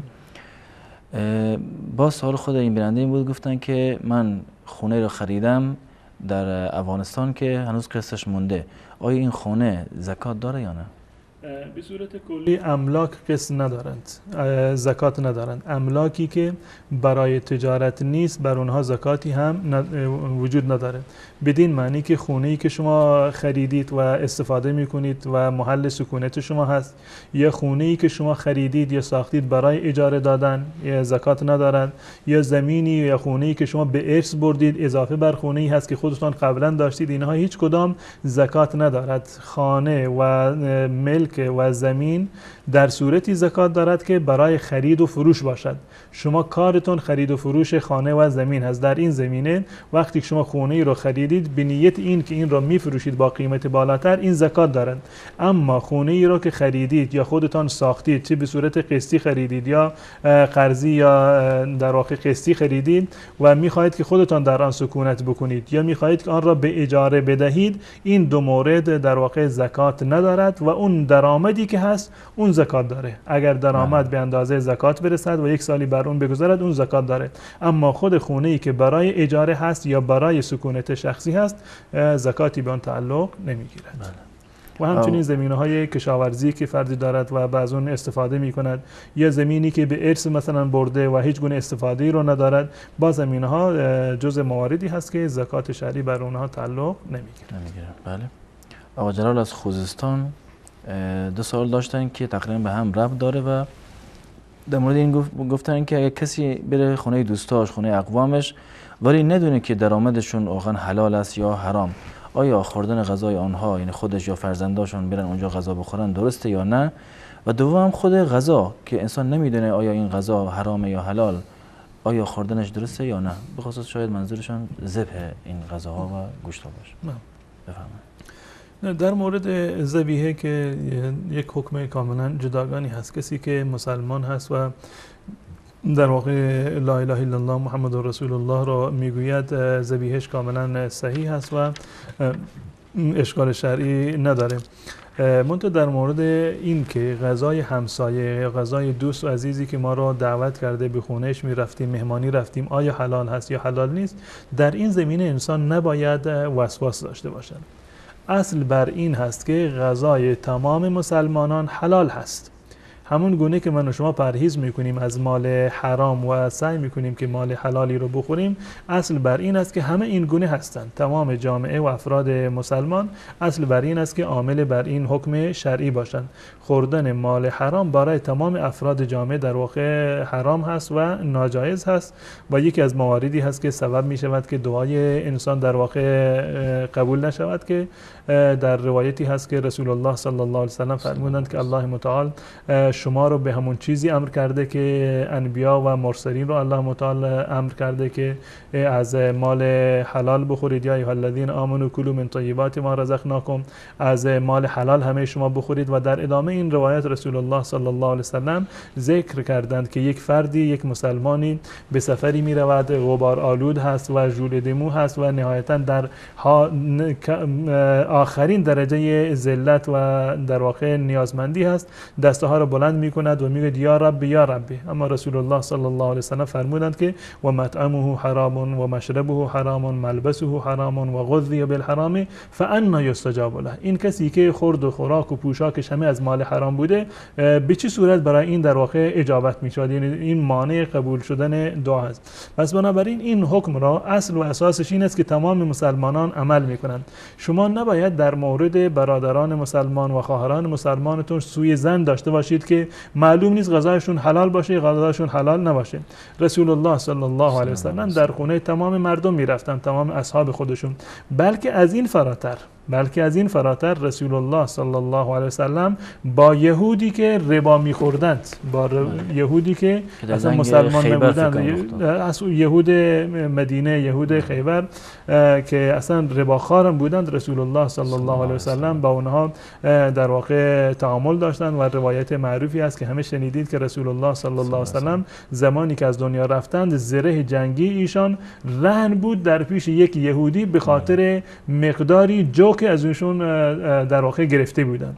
خب یهود که رباخوار بودند، رسول الله صلی الله علیه و سلم با اونها تعامل میکنند. اون کسی که ربا میخورد و کار و بارش حرام هست، اون حرمتش گناهش بر خود اون هست. به شما که یک استکان چای بدهد یا یک لقمه نانی که شما از مالش بخورید، این برای شما حرام نیست و حرام مال اون هست که برای اون در واقع استفاده میکنه. شما از یک راه شرعی دارید استفاده میکنید، از یک راه شما خریدید، یک راه شرعی هست، به شما هبه شده، یک راه شرعی هست، شما در خونهش رفتی، خودش به شما داده به عنوان یک هدیه، به عنوان یک مهمانی به شما داده. این تملک شما بر این مال یک راه شرعی و قانونی هست. پس بنابراین شما در این زمینه گناهکار نیستید.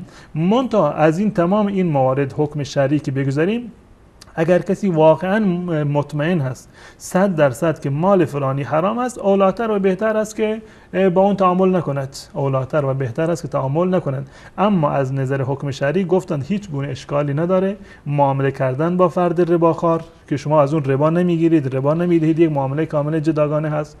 خوردن از غذای کسی که مالش از طریق حرام به دست اومده برای شما حرام نیست، برای خود اون حرام هست. اما اگر بازم میخواهید که از این مرحله بالاتر بروید و تقوا رو در بالاترین مرحلهش مراعات بکنید، بازم اشکال شرعی نداره.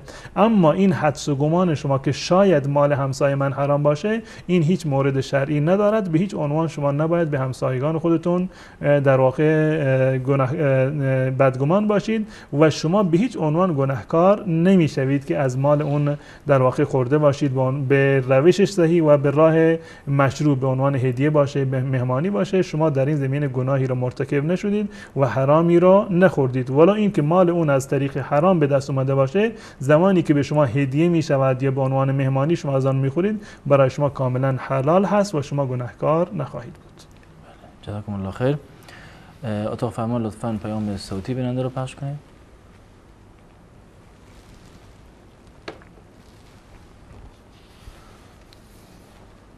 ظاهراً صوتی آماده نیست. سوال اسمس رو میپرسیم.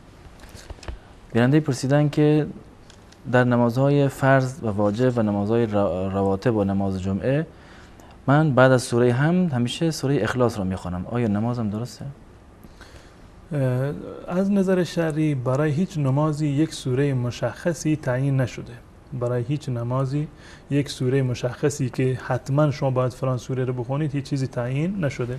و سعی بکنید که سوره های مختلفی رو بخونید. سعی بکنید که اساساً سوره های مختلفی رو در نمازها بخونید و اگر بلد نیستید هیچ گونه اشکال نداره. کسی فقط یک سوره رو یاد داره، هیچ گونه اشکال نداره که در تمام نمازها فقط سوره مثلا اخلاص رو بخوند. اگر این گونه باشد نماز شما کاملا صحیحه و هیچ گونه اشکالی رو نداره. اتفاقی افتاد در زمان رسول الله صلی الله علیه و سلم، یکی از ائمه که پیش نماز میشد همیشه در هر رکعتی هر سوره رو که میخوند دوباره این سوره اخلاص رو هم اضافه میکرد و میخوند. یکی آمد پیش رسول الله صلی الله علیه و سلم و از این جریه ایشون اطلاع دادن و رسول الله صلی الله علیه و سلم سوال کردن چرا این کار رو انجام میدی؟ گفت من این سوره اخلاص رو خیلی دوست دارم. رسول الله صلی الله علیه و سلم فرمودند که المرء مع من احب، با هر کسی که دوست داری و با هر چیزی که دوست داری با همون در واقع محشور میشوی. از نظر شرعی نماز ایشون کاملا درسته و هیچ گونه اشکال شرعی ندارد. منتها سعی بکنند که سوره های بیشتری رو یاد بگیرن تا اینکه در واقع فضیلت های بقیه آیات را یا آیات بیشتری که خونده می شود از فضیلت بیشتری در واقع و ثواب بیشتری برخوردار بشود، زیرا که هر چند قرائت طولانی تر باشد این اولاتر و بهتر هست و ثواب بیشتری رو هم عاید انسان خواهد کرد. بله، جزاکم الله خیر. بیانیه بعدی گفتن که در طول سال هجری قمری پیامبر اکرم صلی الله علیه و سلم چه روزهایی را روزه می گرفتن؟ روزهای دوشنبه و روزهای پنجشنبه جز مواردی هست که تاکید شده در حدیث رسول الله صلی الله علیه و سلم. ایام بیض تاکید شده، یعنی 13 و 14 و 15 هر ماه هجری قمری روزه گرفتنشون در واقع تایید شده. روزه گرفتن در دهه اول ذوالحجه تاکید شده. روزه گرفتن نهم ذوالحجه خصوصا به تاکید برای تمام کسانی که در حج نیستن تاکید شده. روزه گرفتن روز عاشورا رسول الله صلی الله علیه و سلم روزه می‌گرفتن و دستور می‌دادند برای روزه گرفتن و بهتر و اولاتر این است که روز عاشورا و تاسوعا را یا یک روز قبل از عاشورا، روز نهم و دهم یا روز دهم و و 11 را روزه بگیرند که رسول الله صلی الله علیه و سلم فرمودند که در آخرین سالشون 10 را روزه گرفتن. گفتند اگر من سال آینده زنده باشم یک روز دیگری را، یعنی روز 9 و 10 را با هم روزه میگیرند. اینا جز روزه هایی هست که رسول الله صلی الله علیه و سلم اضافه از روزه فرضی در طول سال روزه میگرفتند. بله، جزاکم الله خیر. آیا نماز جمعه را باید در جماعت بخوانیم؟ بله، نماز جمعه نمازی هست که حتما و 100% باید به صورت جماعت برگزار بشود. نماز جمعه به صورت انفرادی ما نداریم. اگر اسمش هم جمعه است دیگه. اسمش جمعه به معنی که مردم در واقع جمع میشوند، یعنی جمع جماعات هست. نمازهای جماعت دیگر مساجد جمع میشوند در یک مسجد و اجتماع میکنند. این نماز جمعه هست و حتما یک از شرایطش این است که با جماعت خونده میشود. و اگر به صورت انفرادی در روز جمعه شما به نماز جماعت جمعه نرسیدید، حکم شرعی این هست که شما باید نماز ظهر را بخوانید. نماز ظهر را بخوانید، نه نماز جمعه را. اما اگر با امام رسیدید و با جماعت رسیدید، همون نماز جمعه را بخونید. پس بنابراین نماز جمعه حتما باید همراه با جماعت خونده بشود و به صورت انفرادی نماز جمعه وجود ندارد که 2 رکعت باشه. زنان در خانه و کسانی که به نماز جمعه نرسیدند حتما باید 4 رکعت نماز ظهر را بخونند. جزاکم الله خیر. 2 دقیقه بیشتر نمونده و ان شاء الله که آخرین سوالم باشه. بیانده گفتم من یک نفرم که چندین بار به دام شیطان گرفتار شدم و گناه کردم، حالا نمیدانم چی کار کنم. راهنمایی میکنید چون روم نمیشه که به درگاه خدا توبه کنم. در این زمینه این واقعا یکی از ترفندهای شیطانی هست که انسان رو از الله متعال دور میکنند. شما که رویتان نمی شود که توبه بکنید، به این معنی هست که شما الله متعال رو نشناختید. الله متعال یک بهترین صفت الله متعال، بالاترین و گسترده ترین صفت الله متعال الرحمن هست، الرحیم هست که بسم الله الرحمن الرحیم، الحمدلله رب العالمین الرحمن الرحیم. یعنی در تمام کارهایی که ما انجام میدیم این 2 صفت رو وقتی بسم الله میگوییم این وجود داره. در هر رکعت نمازی که میخونیم این الرحمن الرحیم وجود داره. رحمت الله متعال از غضب الله متعال بسیار گسترده تر هست و بسیار بیشتر هست. و صفات الله متعال غفار هست، غفور هست، واسع المغفرت هست، ذی المغفرت هست، غفار هست. اینا تمام صفاتی است که دلالت بر مغفرت میکنند. پس بنابراین اللهی و خدایی که این همه مهربان هست، این همه در انتظار بخشیدن هست تا اینکه صفاتش تبلور حاصل بکند، تا اینکه کسی را ببخشد، بس به هیچ عنوان نباید از چنین پروردگاری ما غافل بشویم یا ناامید بشیم. ناامید شدن از رحمت الله متعال خودش یک گناه و در حد کفر هست. پس بنابراین هر انسانی در هر مرحله‌ای که گناه کرده باشه، ولو این که گناهانش در واقع به اندازه زیاد باشند که به قاف آسمان رسیده باشد، به پوری دنیا باشد، باز هم الله متعال صراحتا فرمودند که یا بنی آدم انکم تخطئون باللیل و النهار و انا اغفر الذنوب جمیعا.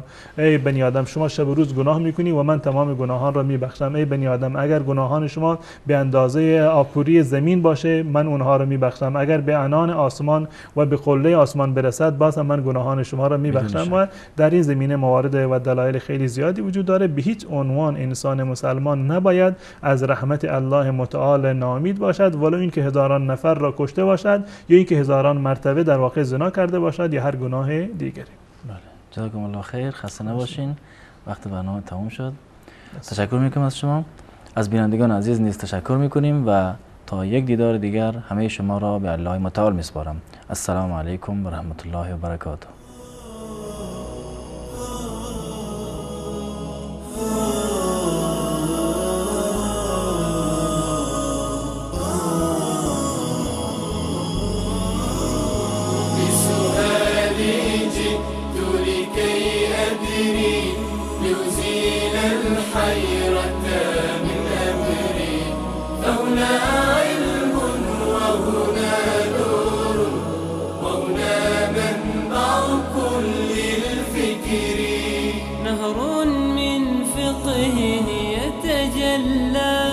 بعقيدة صدق في صدري لبيك أتيتك في لهف بسؤالك